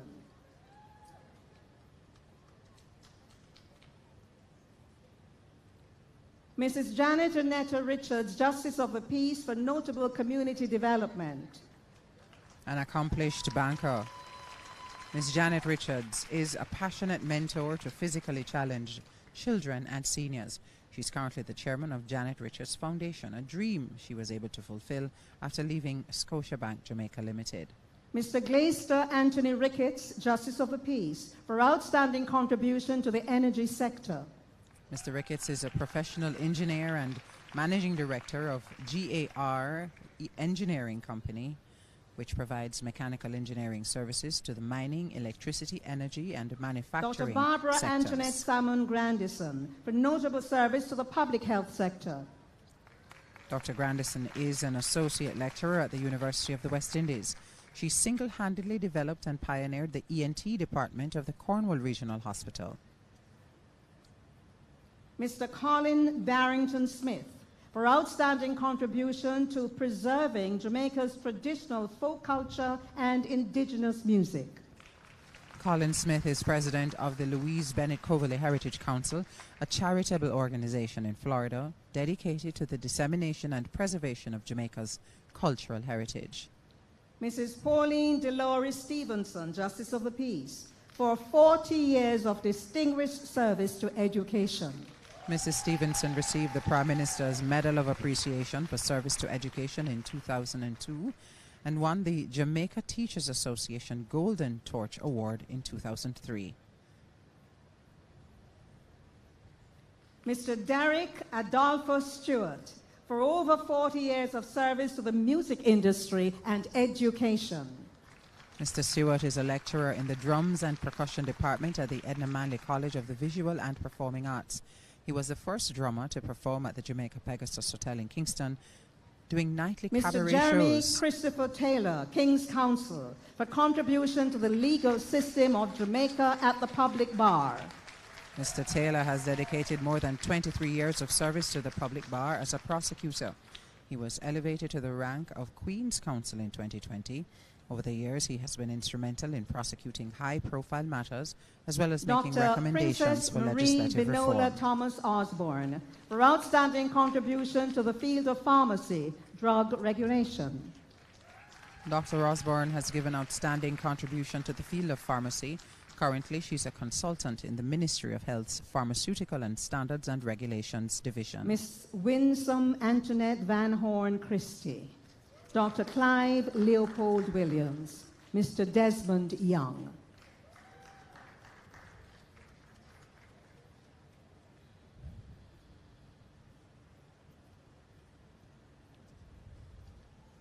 Miss Winsome Antoinette Van Horn Christie, for loyal and outstanding service to the public sector. Winsome Van Horn Christie has served the public service with distinction for 42 years. A communication specialist at the Ministry of National Security, she also served at the Ministries of Dr. Water and Clive Housing and Leopold Economic Williams, Growth and for Job service Creation. to the Jamaican diaspora in the United States of America. Dr. Williams served the New York community as a family therapist and counselor for over 15 years. He recently founded Jamaicanomics, a social enterprise corporation to focus on curating the achievements and expanding the potential Mr. of Desmond Jamaicans Young, at for home and outstanding abroad. contribution to the energy sector. Desmond Young has given over 18 years of outstanding service to the energy sector. He's a registered civil engineer with more than 26 years of experience in the implementation of projects in Jamaica, in Russia, in the following US, recipients China, are and honorary Israel. members of the Badge of Honor for Meritorious Service. Honorary Award for Dr. Samuel Berlinski Robinson Davis, for dedicated service as Honorary Consul of Jamaica in Colombia. Dr. Robinson Davis is unable to be with us this morning. Mr. Alan Edward Toulon, member of the Most Excellent Order of the British Empire, for notable contribution to the history of Jamaica. Mr. Alan Toulon is unable to be present today. The Badge of Honor for Long and Faithful Service. The presentation of the Badge of Honor for Long and Faithful Service, District Constable Magnus Anderson. District Constable Barrington Alwyn Bogle, Woman District Constable Pamela Boyne, Mr. Wesley Oliver Brooks, Miss Suzette Angela Campbell South, Reverend Enoch Sanford Cornwall, Mr. Charles Henry Crooks, and Mrs. Melverlyn da Costa Lynch.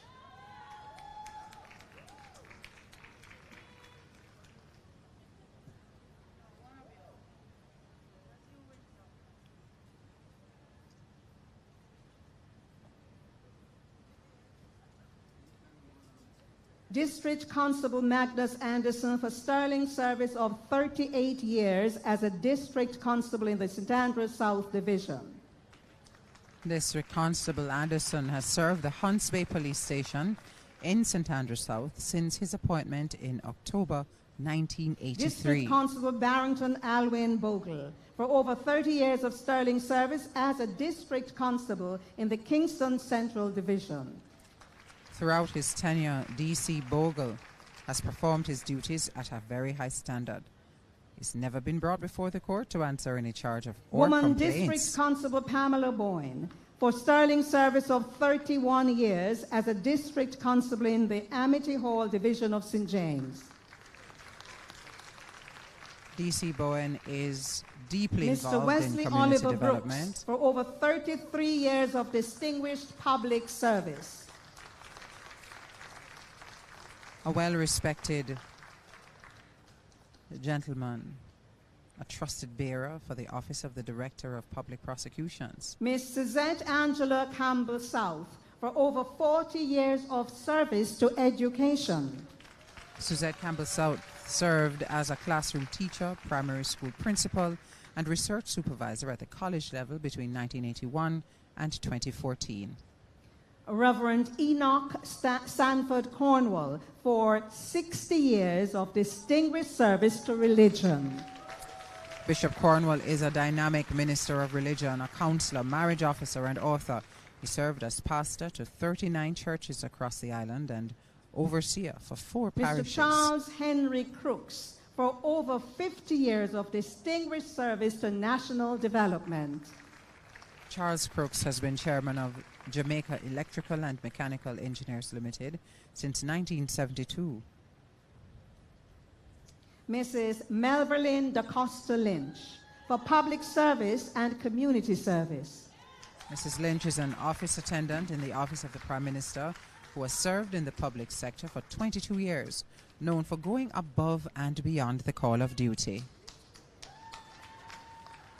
And now, Mrs. Theda Elsa Faulkner Brooks, District Constable Norman Washington Fraser, Mr. Dudley Samuel Graham, Mr. Kurt Anthony Green, Miss Ivy Mae Elter Hill, Mrs. Blossom Dane Hode, Mrs. Nova Casita Johnson, Woman District Constable Valerie Lawrence.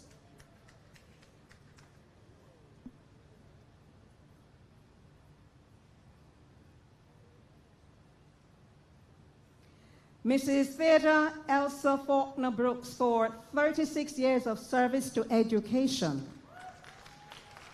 Mrs. Brooks has been a bursar at Clarendon College for the past 26 years, and prior to that, she served at the Elim Agricultural School, now Sydney District Pagan High. Constable Norman Washington Fraser for sterling service of 37 years as a District Constable in the Belfield Division of St. Mary. D.C. Fraser has provided sterling service to the Jamaica Constabulary Force, serving his community as a mentor and mediator and aids in community development through several charitable initiatives. Mr. Dudley Samuel Graham for over 40 years of service to community development. Dudley Graham has served the tourism industry as a tour bus operator. He's been the organizer, director, and coordinator of Christian Chiropractor Association short-term missions trips to Jamaica. Mr. Kurt Anthony Green for over 38 years of long and faithful service to aviation. Kurt Green served the Air Navigation Services Division with distinction. For almost 40 years, the former air traffic controller was among the first set of radar controllers in Jamaica. Miss Ivy Mae Elter Hill, Justice of the Peace, for outstanding contribution to politics and community development. Miss Hill has been the community organizer in Jonestown and constituency secretary in the Trafalgar Park and Nannyville communities for more Mrs. than Blossom 30 Dane years. Hode for long and dedicated service in the Girls Brigade in Jamaica for over 52 years. Mrs. Hode became an officer in the Girls Brigade at the age of 23 and was captain of the Davidson Company, commandant of Manchester Mrs. Nova District. Casita Johnson for long and outstanding service in the field of tourism and community service. Mrs. Johnson served the tourism sector for 51 years as an executive housekeeper. During her tenure, she was a National Workers' Union, Edelgate, lobbying for improving working conditions Woman for hotel District workers. Constable Valerie Lawrence for sterling service of 36 years as a district constable in the Kingston Western Division.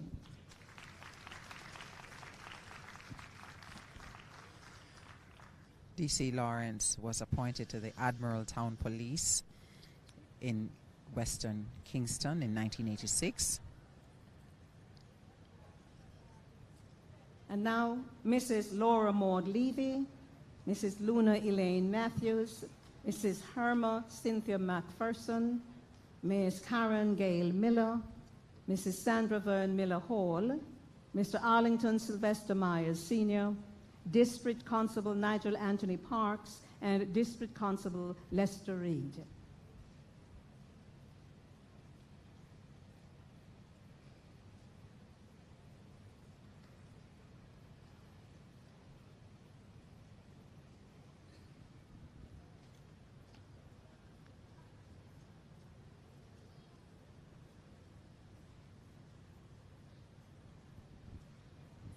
Members of the JDF this morning provided some support, providing support. Mrs. Laura Maud Levy, Justice of the Peace, for Mrs. Marcia Matthews Cohen. Luna Matthews' daughter collecting an award there for her service to education. She was an educator at the Red Hills Primary and All-Age School, where she served for more than 40 years.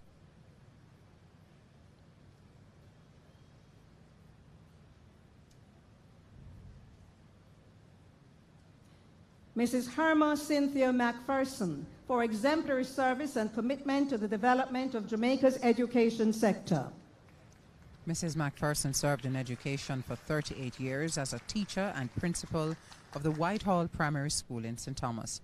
She's the 2016 recipient of the Principal's Award for Quality Education Circle in St. Thomas. Ms. Karen Gail Miller for over 33 years of distinguished public service. Ms. Miller has served the Bureau of Standards Jamaica for more than 33 years and made significant contributions to the organization's Quality Institute, packaging and microbiology branches.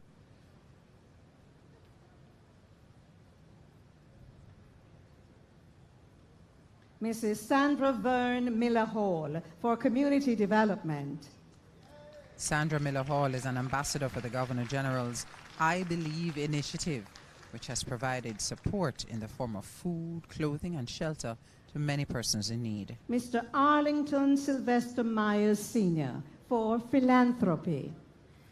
Arlington Myers has been assisting the less fortunate for the past 21 years. He was instrumental in getting urgent overseas medical assistance for at least 2 persons, renovating his alma mater, Brinkley Basic School, and helping to purchase books for several persons in need. In 2015, during a drought, he helped to purchase water District for individuals Constable in his Nigel neighborhood. Anthony Parks for sterling service of 38 years as a district constable in the Watttown Division of St. Anne. District Constable Parks was assigned to the Watttown Police in St. Anne on October 22, 1984. District Constable Lester Reed for sterling service of 32 years as a district constable in the Trinityville Division of St. Thomas. District Constable Reed began his service in the Trinityville Police Division in 1989.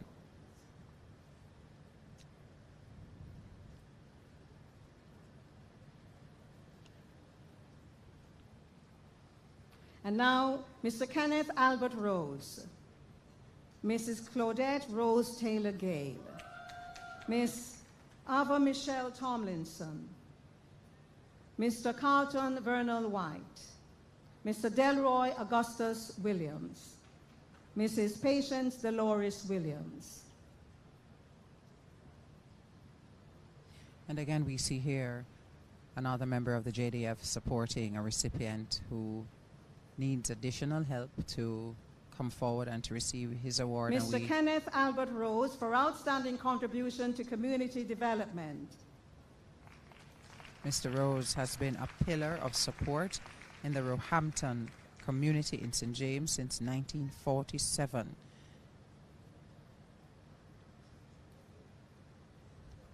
Mrs. Truly Claudette outstanding. Rose Taylor Gale for outstanding contribution to the health sector. Mrs. Taylor Gale served the public health care sector for over 46 years. She was employed to the Savlamar Hospital from 1977 Ms. until Ava she Michelle retired in Tomlinson 2011. for long and faithful community service. Ava Tomlinson has been serving the Longville Park community for 23 years, spearheading the upgrade of the Longville Park Phase 2 Community Center Healthy Zone with Mr. Carlton installation of a Vernal jogging White trail. for outstanding and faithful contribution to the public service. Carlton White has served the Kingston and St. Andrew Municipal Corporation with distinction for the past 49 years. Mr. Delroy Augustus Williams for outstanding contribution to religious music. Mr. Delroy Williams is unable to be present this morning. The medal will be collected by his son, Mr. Adrian Williams. Adrian Williams receiving that award for his father, Delroy Williams, who has served 37 years at the Portmore Chorale, which he co-founded with the late Trevor Brown in 1985.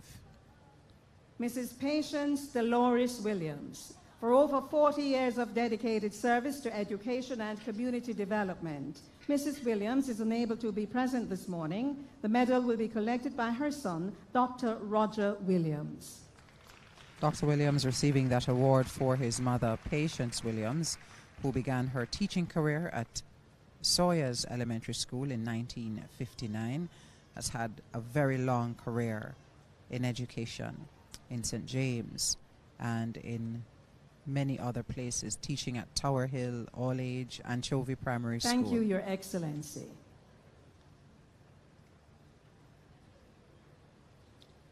Dr. Myrna Haig Bradshaw, better known as Myrna Haig, and popularly referred to as Jamaica's First Lady of Jazz, is a Jamaican lovers rock and jazz singer and an actress. Dr. Haig founded the Oterious Jazz Festival with her husband, jazz musician Sonny Bradshaw, and continues to organize the festival. She's toured internationally, most recently as guest vocalist with Jazz Jamaica and as part of Women in Jazz and the Jamaica Big Band. The multifaceted Myrna Haig is a member of the board of the Jamaica Cultural Development Commission. She holds a doctorate in cultural studies from the University of the West Indies for her thesis, Examining Jazz in the Caribbean, and is a former tutor at the Jamaica School of Music. Ladies and gentlemen, please welcome Dr. Myrna Haig Bradshaw, who received an Order of Distinction in the rank of officer this morning. She's accompanied by Amardo Blake performing To Dream the Impossible Dream.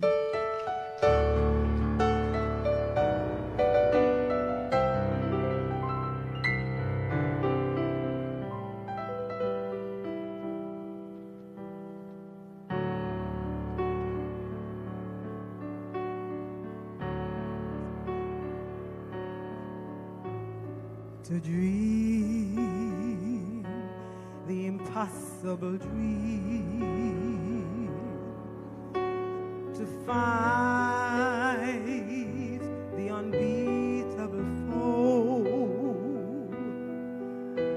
and to bear with unbearable sorrow, to run where the brave dare not go, to write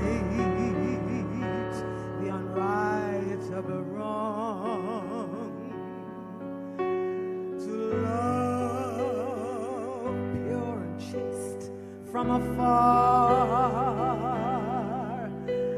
and to fight when your arms are too weary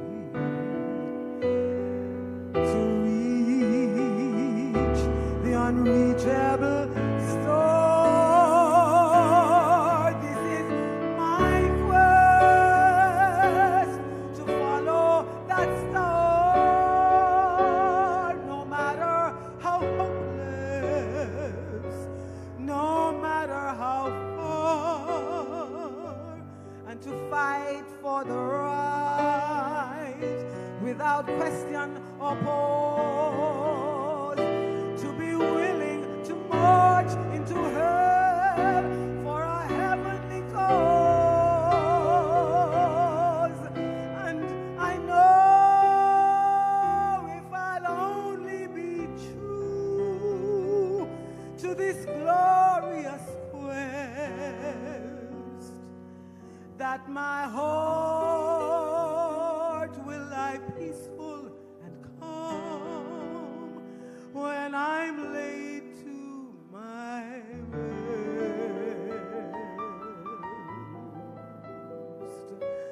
And the world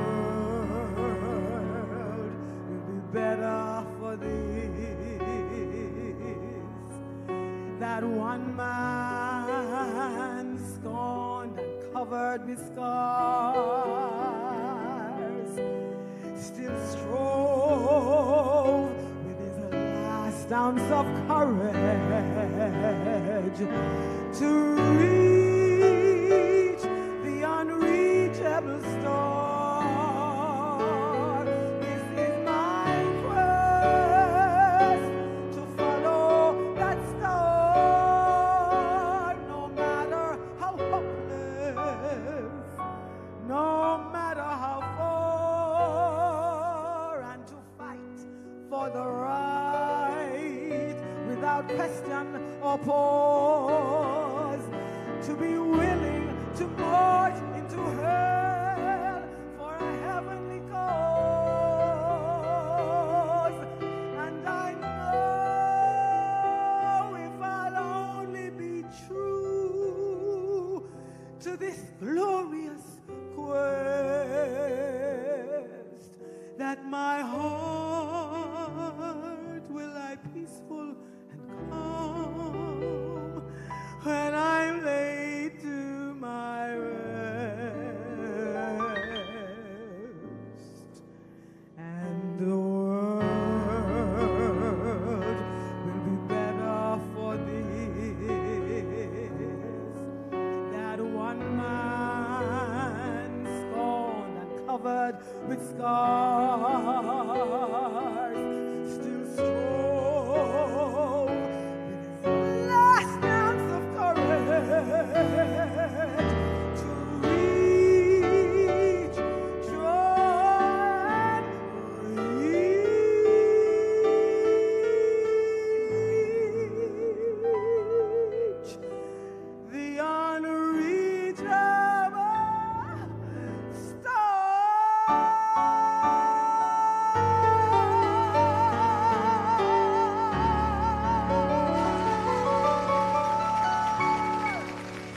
The amazing Myrna Haig Bradshaw, Jamaica's first Lady of Jazz, delivering a beautiful rendition Dr. of To Myrna Dream Haig, the accompanied Impossible by, Dream. Mardo Blake, To Dream the Impossible Dream. His Excellency the Governor General, acting in accordance with the provisions of the relevant regulations made under Section 7 of the National Honors and Awards Act, has been pleased to award the Medal of Honor with effect from the 6th day of August 2022 to the following members of the uniformed services. Medal of Honor for Gallantry. Presentation of the Medal of Honor for Gallantry. Sergeant Leon Fisher.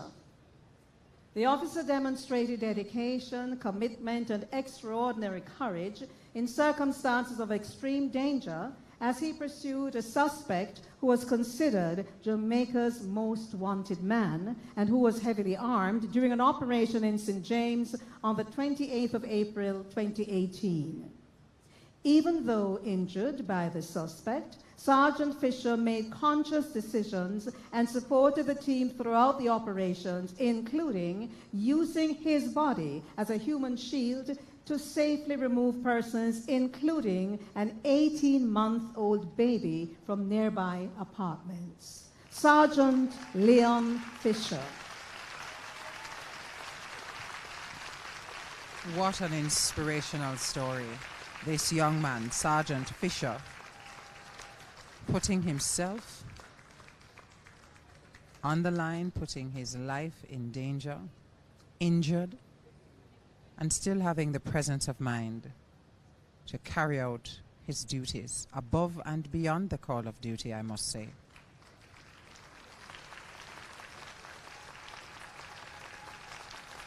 Constable Kevin Lords. The officer demonstrated dedication, commitment, and extraordinary courage in circumstances of extreme danger as he pursued a suspect who was considered Jamaica's most wanted man and who was heavily armed during an operation in St. James on the 28th of April 2018. In an attempt to extract a team member, Constable Lords placed himself in the firing line. His ballistic helmet and vest were shot and damaged when he joined the effective response to repel the attack on the team, including joining with the members using their bodies as a human shield to safely remove persons, including an 18-month-old baby, from nearby apartments. Constable Kevin Lords. Constable Lewis comes forward to receive a well-deserved award, recognition for his courage, for his bravery, putting his life on the line to save others.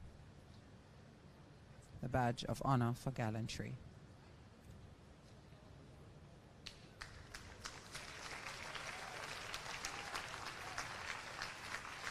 His Excellency the Governor-General, acting in accordance with the provisions of the relevant regulations made under Section 7 of the National Honors and Awards Act, has been pleased to award the Medal of Honor with effect from the 23rd day of May, 2022, to the following members of the uniformed services. The Medal of Honor for Meritorious Service. Presentation of the Medal of Honor for Meritorious Service.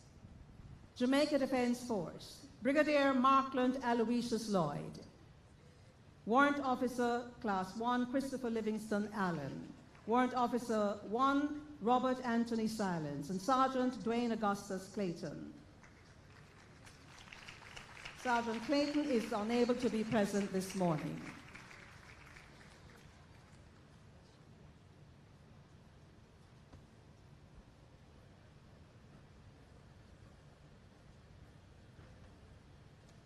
Brigadier Markland Aloysius Lloyd.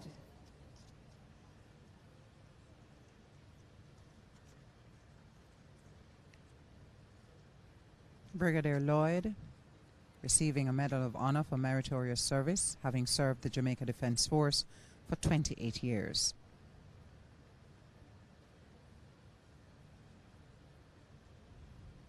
Warrant Officer Class 1, Christopher Livingston Allen.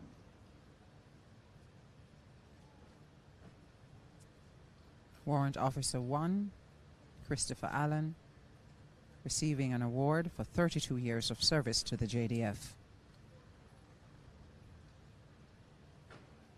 Warrant Officer Class 1, Robert Anthony Silence. Warrant Officer 1, Robert Silence, receiving a Medal of Honor for Meritorious Service to the JDF for 27 years.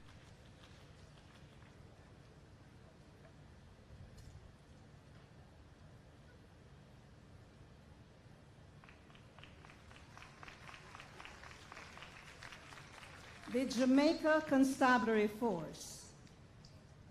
Senior Superintendent of Police Paulette Patricia Green. Senior Sup Green is unable to be present this morning. Senior Superintendent of Police Clive Lloyd Walker. Senior Superintendent of Police Merrick Anthony Watson. Superintendent of Police Lloyd George Darby. Superintendent of Police Cleo St. Patrick Ellis. Superintendent of Police Leighton Gary Gray. Superintendent of Police Jacqueline Patricia Henry. Superintendent of Police Samuel Augustus Morgan. Superintendent of Police Eglon George Samuels.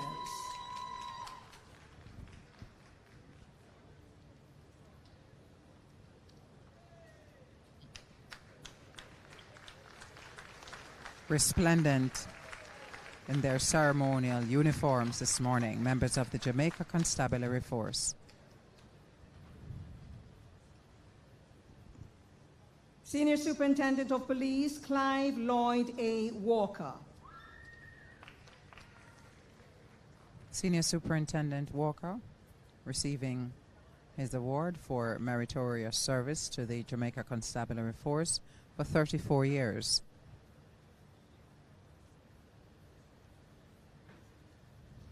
Senior Superintendent of Police Merrick Anthony Watson.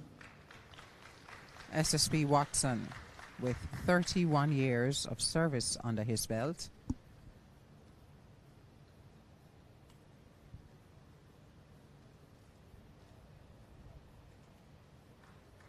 Superintendent of Police Lloyd George Darby.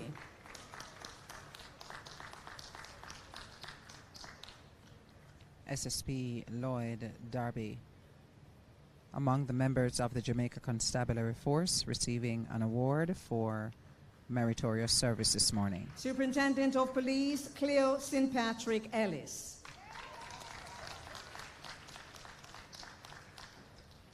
Superintendent Cleo Ellis receiving his award. Bright smile there and a warm exchange with the Governor General. 34 years of service under his belt. Superintendent of Police Leighton Gary Gray. Superintendent Leighton Gray receiving his award for 35 years of meritorious service to the Jamaica Constabulary Force.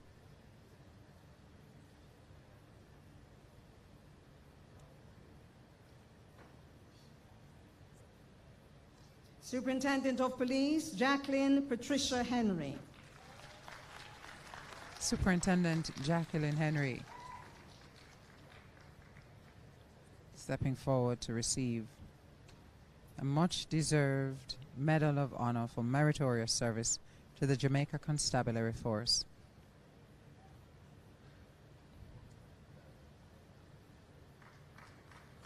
Superintendent of Police Samuel Augustus Morgan. A large cheering party for Superintendent Samuel Morgan, having served the JCF for 35 years, receiving his award this morning. Superintendent of Police Eglon George Samuels. Superintendent Eglon George Samuels receiving an award for 34 years of meritorious service to the Jamaica Constabulary Force.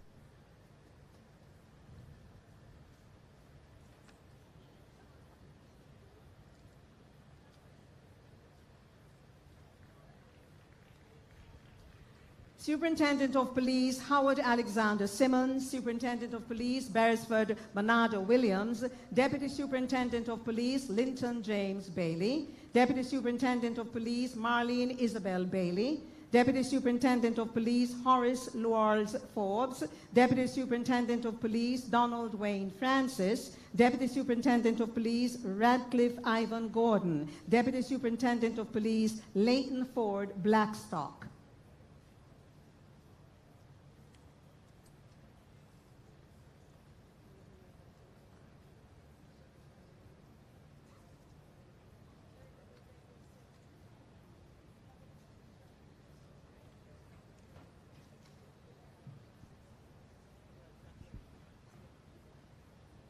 Superintendent of Police Howard Alexander Simmons.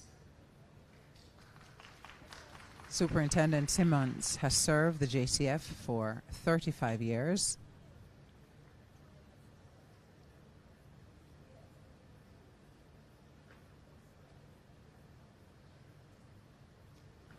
Superintendent of Police Beresford Bernardo Williams.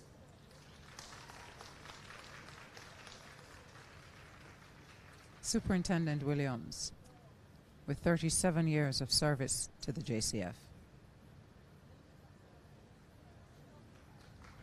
Deputy Superintendent of Police Linton James Bailey.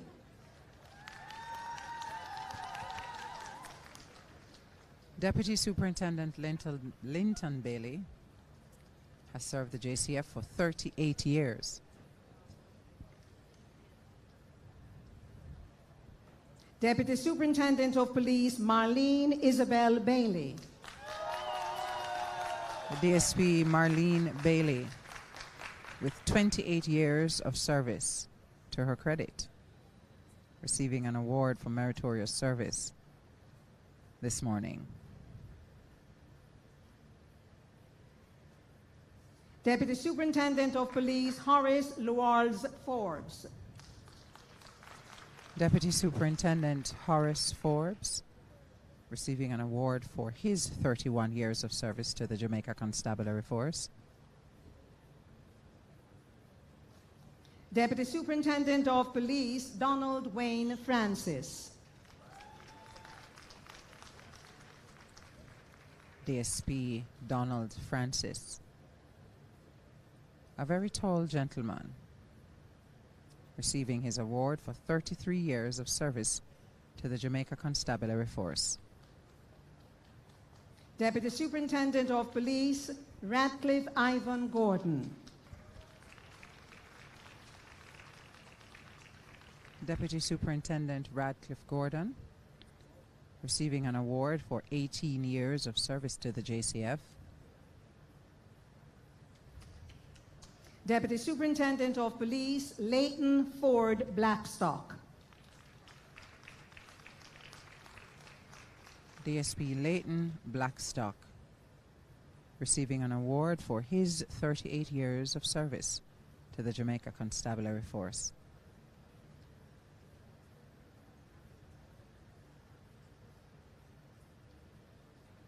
Deputy Superintendent of Police Lola Green Blake.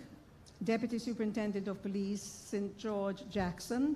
Deputy Superintendent of Police Angela Maureen McIntosh Gale. Deputy Superintendent of Police Elaine Steer. Deputy Superintendent of Police Warren Anthony Williams. Assistant Superintendent of Police Patrice Ruel Dua. Assistant Superintendent of Police Patsy Angela Wallen Lindsay.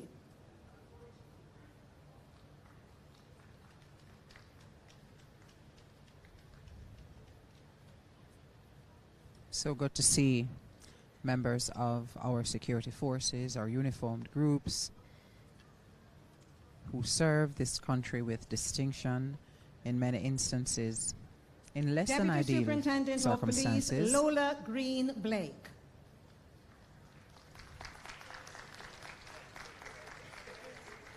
Deputy Superintendent Lola Green Blake has served the Jamaica Constabulary Force for 32 years. Deputy Superintendent of Police St. George Jackson.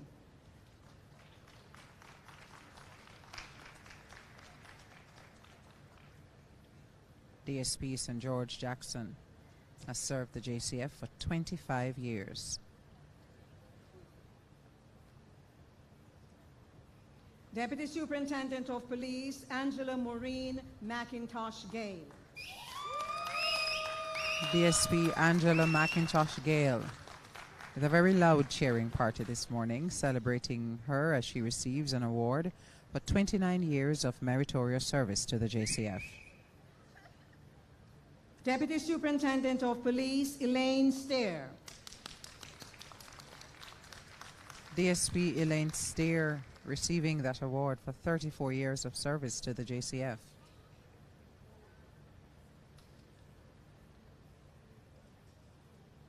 Deputy Superintendent of Police Warren Anthony Williams.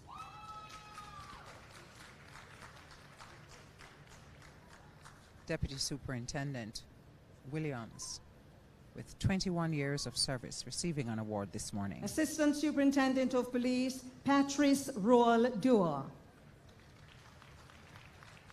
Assistant Superintendent Patrice Roel Dua, 28 years of service to the Jamaica Constabulary Force. Assistant Superintendent of Police Patsy Angela Wallen Lindsay. Assistant Superintendent Patsy Wallen Lindsay has given 32 years of yeoman service to the Jamaica Constabulary Force, receiving a much-deserved award this morning.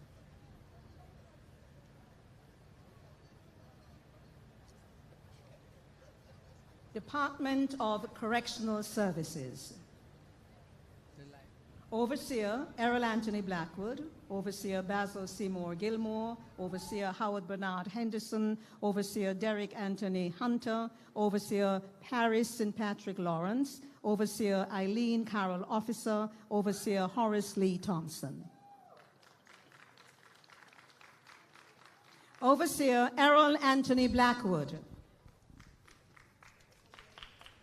Overseer Errol Blackwood, 32 years of service to the Department of Correctional Services.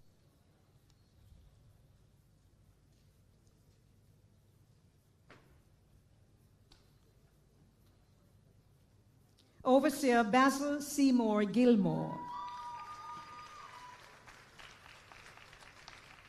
Overseer Gilmore has given 35 years of service to the Department of Correctional Services, receiving an award for meritorious service this morning.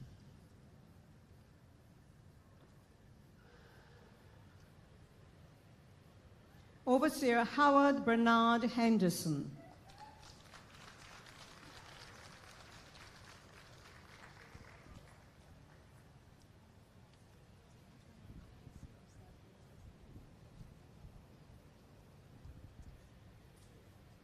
Overseer Derek Anthony Howard Hunter. Henderson. Overseer Hunter, another member of the Department of Correctional Services, who has given 32 years of service. Overseer Paris St. Patrick Lawrence.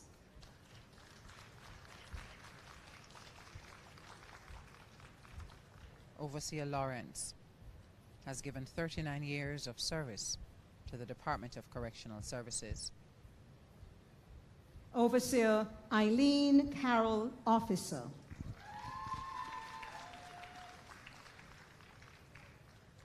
Overseer Eileen Officer, 35 years of service to the Correctional Services Department. Overseer Horace Lee Thompson.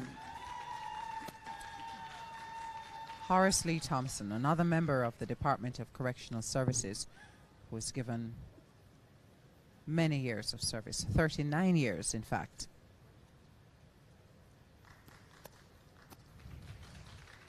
We continue with the Department of Correctional Services. Staff Officer Wayne St. Patrick Brown, Staff Officer Michael Anthony Byfield, Staff Officer Alfred Kenneth Calder, Staff Officer Desmond Washington Chambers, Staff Officer Roderick George Ferguson, Staff Officer Desmond Alfonso Henry.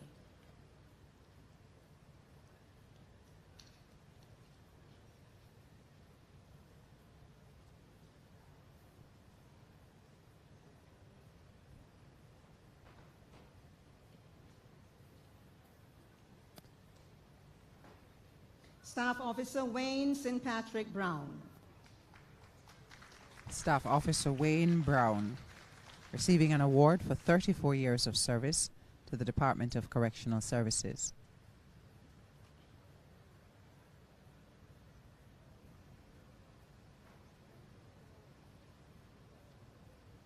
Staff Officer Michael Anthony Byfield. Staff Officer Byfield, 31 years of service, receiving a medal this morning.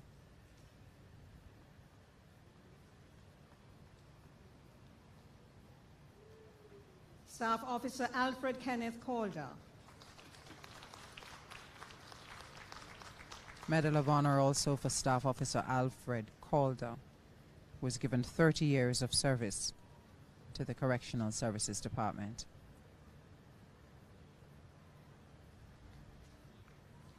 Staff Officer Desmond Washington Chambers. Desmond Chambers has given 32 years of service.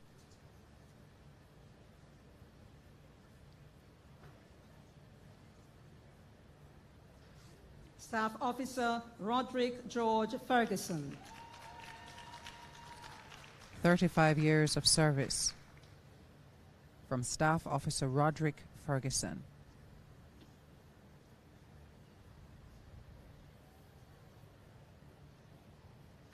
Staff Officer Desmond Alfonso Henry.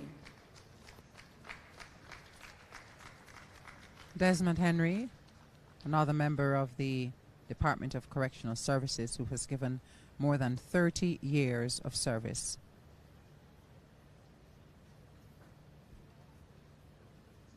Final group from the Correctional Services, Staff Officer Sidney Garfield Manhertz, Staff Officer Angela Marie Morris, and Staff Officer George Patrick War. These are the final three members of the Department of Correctional Services who will be receiving their Medals of Honor for meritorious service.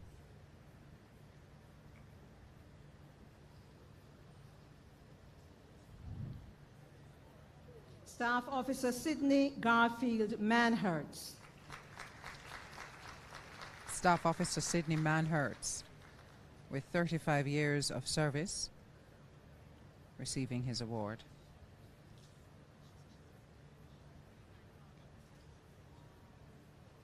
Staff Officer Angela Marie Morris. Staff Officer Angela Morris, 26 years of service to her credit, receiving congratulations from the Governor General. Staff Officer George Patrick War. Staff Officer George Waugh, having given 32 years of service to the Correctional Services Department, receiving his medal for meritorious service.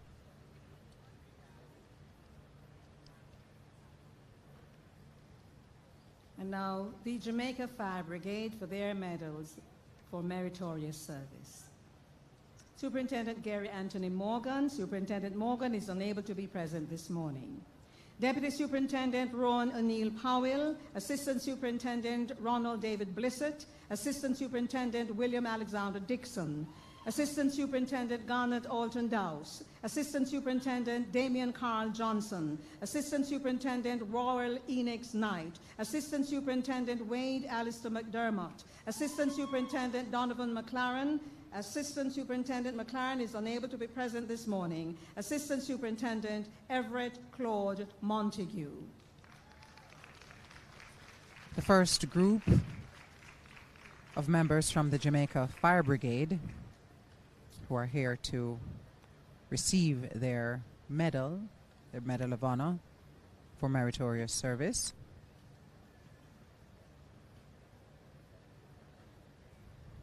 Deputy Superintendent Ron O'Neill Powell.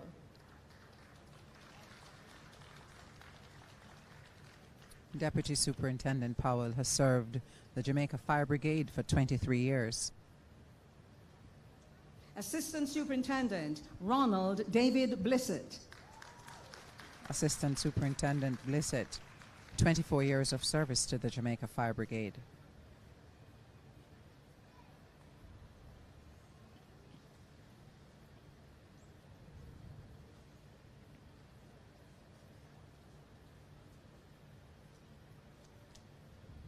Assistant Superintendent William Alexander Dixon.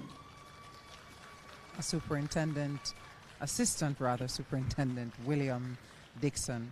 A very loud cheering party here for him, receiving his award for 31 years of service. Assistant Superintendent Garnet Alton Dowse.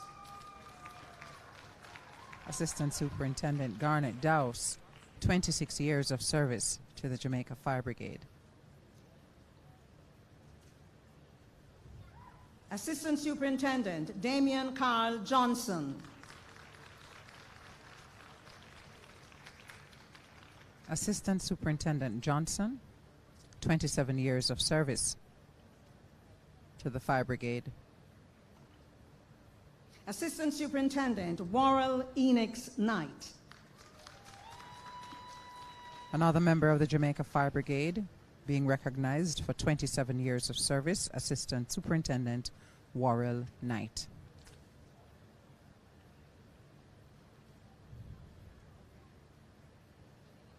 Assistant Superintendent Wade Alistair McDermott. Assistant Superintendent McDermott being recognized for 25 years of service to the Jamaica Fire Brigade.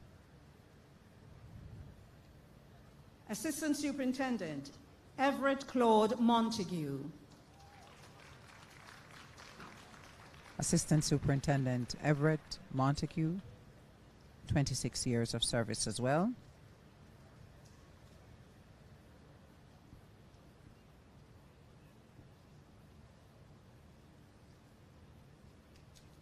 Assistant Superintendent Anton Anthony Neal. Assistant Superintendent Michael Roy Patterson. Assistant Superintendent Sandy Teresa Shaw Dawson. Assistant Superintendent Michael George Tomlinson. District Officer Mavita Cheryl Bailey Hall. District Officer Glanville Anthony Blake. And District Officer Paul Roosevelt Blair. The second group of members from the Jamaica Fire Brigade. And the Jamaica Fire Brigade is the final group of uniformed personnel who will be receiving awards this morning. Anton Anthony Neal.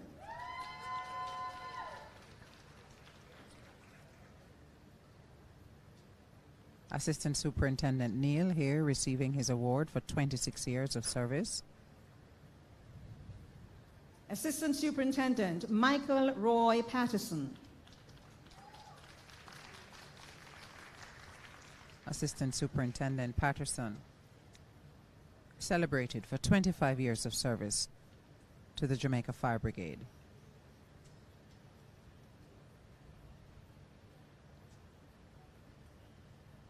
Assistant Superintendent Sandy Teresa Shaw Dawson. Assistant Superintendent Sandy Shaw Dawson, 27 years of service to the Jamaica Fire Brigade.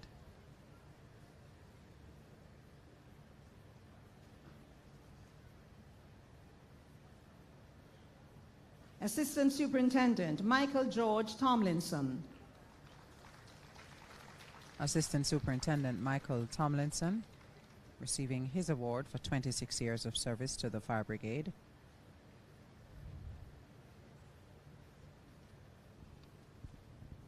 District Officer Mavita Cheryl Bailey Hall.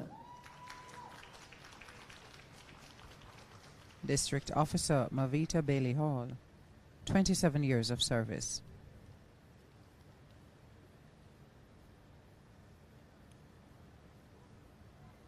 District Officer Glanville Anthony Blake.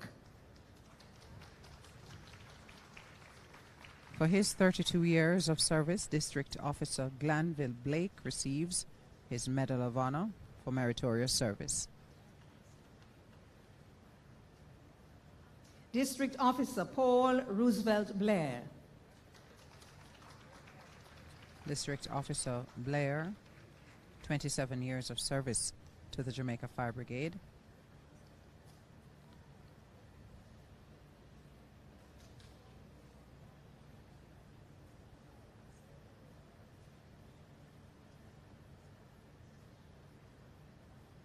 District Officer Dervin Elijah Brown, District Officer Anne-Marie Cope, District Officer Philip Roger Grindley, District Officer Junior Anthony Harris, District Officer Aston Junior Nelson, District Officer Howard Satarvin Nemhard, District Officer Allison Andrea Richards, District Officer Garrett St. Aubin Hall Russell. District Officer Russell is unable to be present this morning.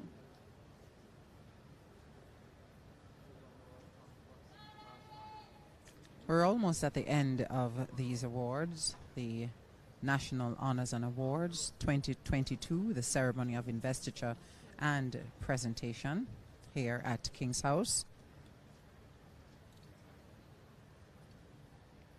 District Officer Dervin Elijah Brown.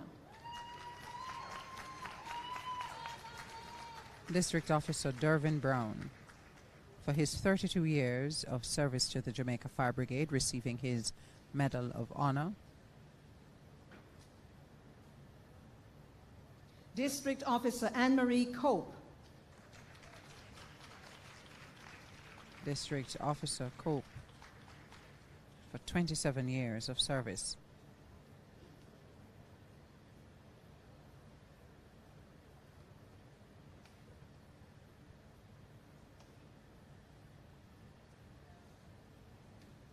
District Officer Philip Roger Grindley. District Officer Philip Grindley, receiving an award for 32 years of service.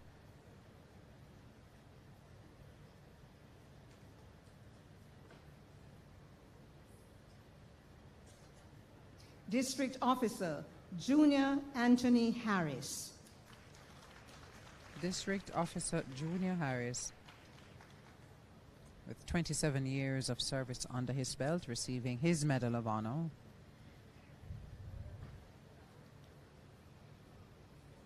District Officer Aston Junior Nelson. District Officer Aston Nelson, receiving an award for his 26 years of service.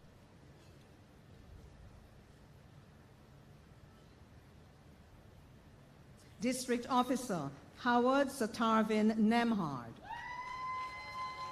District Officer Nemhard, 32 years of service to the Jamaica Fire Brigade. District Officer Alison Andrea Richards.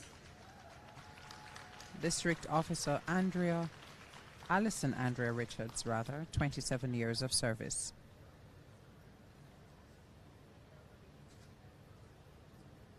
Thank you, Your Excellency.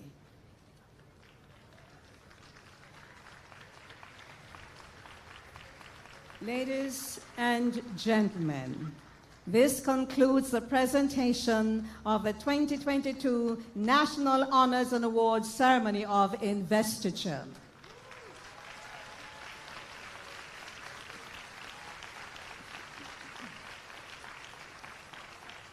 Please stand for the singing of the national anthem.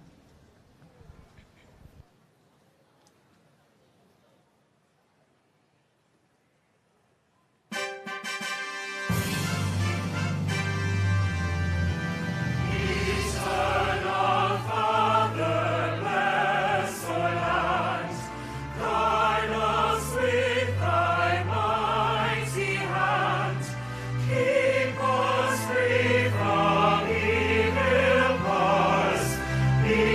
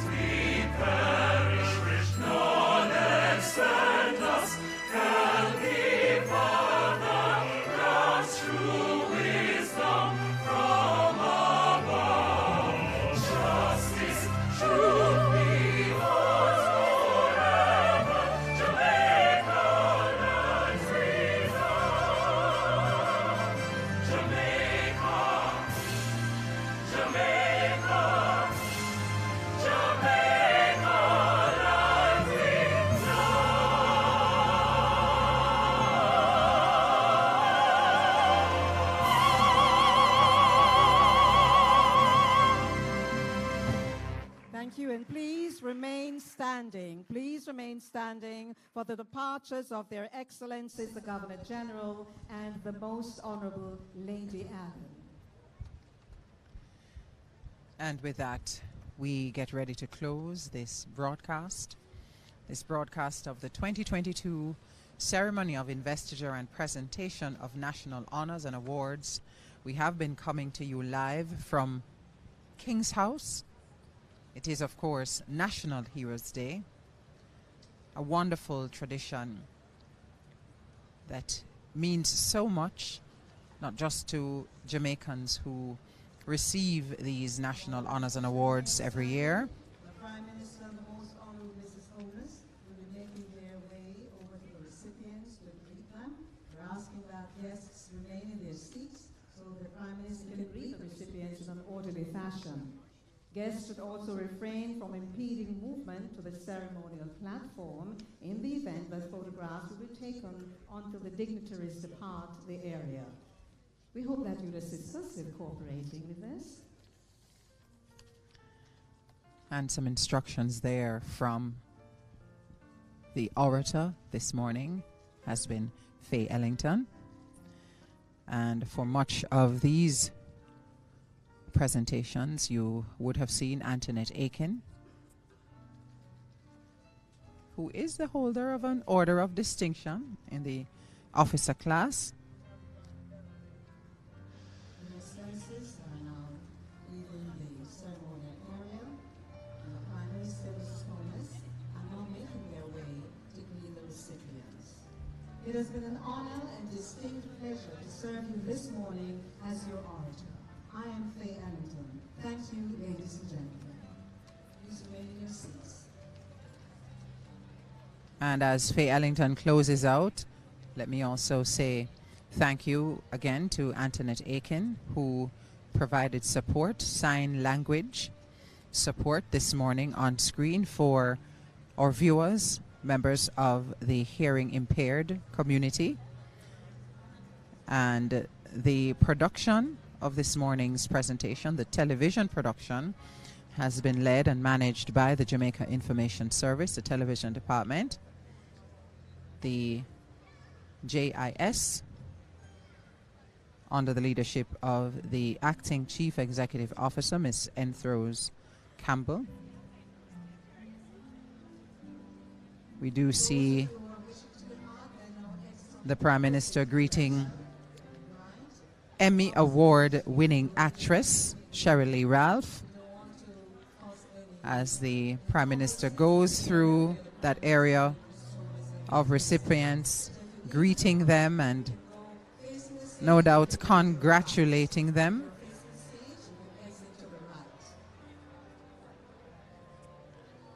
It has indeed been a wonderful morning.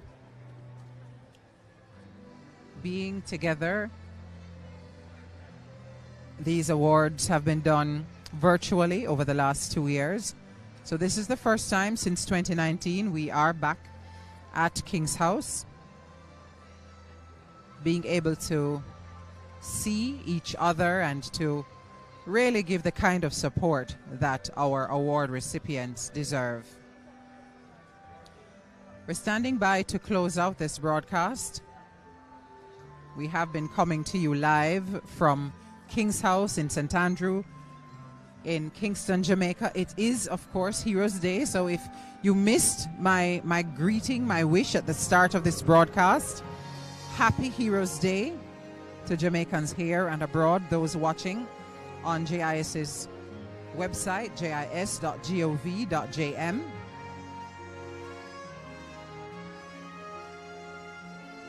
We have been bringing the presentation, the investiture ceremony to you. It has indeed been my pleasure to provide commentary and to share additional insights here from King's House.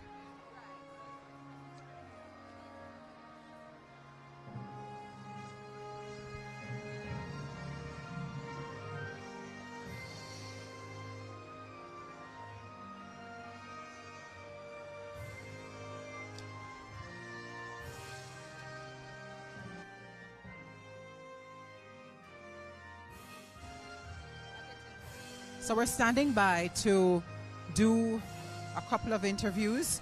Our producer is trying to see if we can get a couple of the awardees to do interviews here.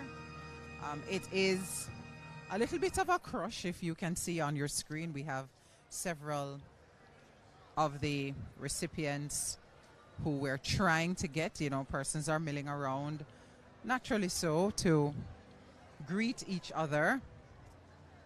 And we're hoping to get a couple of those recipients to stop by our broadcast desk or broadcast table so we can hear a little bit more from them.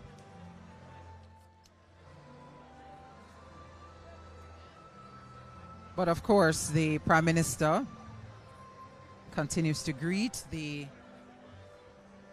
awardees, the Prime Minister and Mrs. Holness, I might add.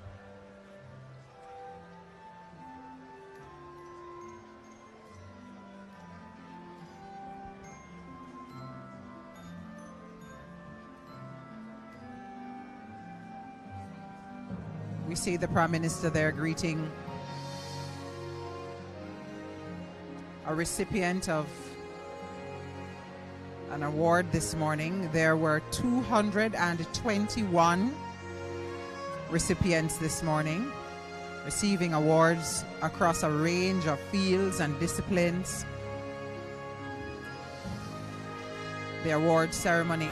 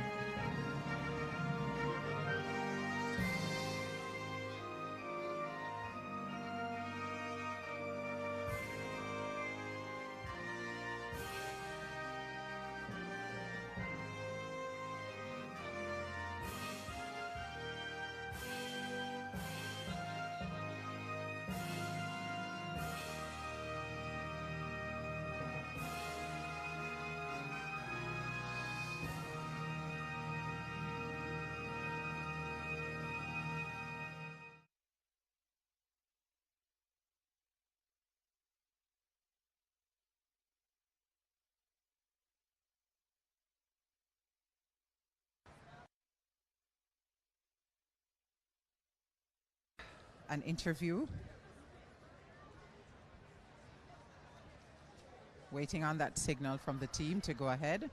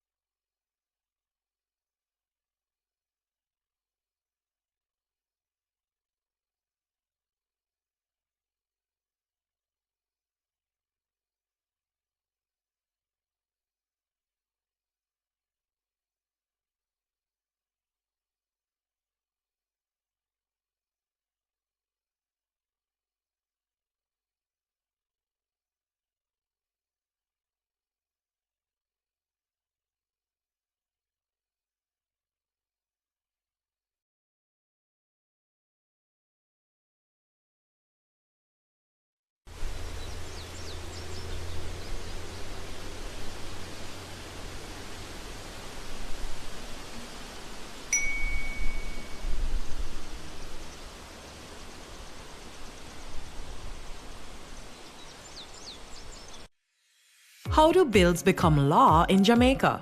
Laws are made to create order, to ensure our safety, and to protect our rights against abuses by other citizens, organizations, and even the government itself.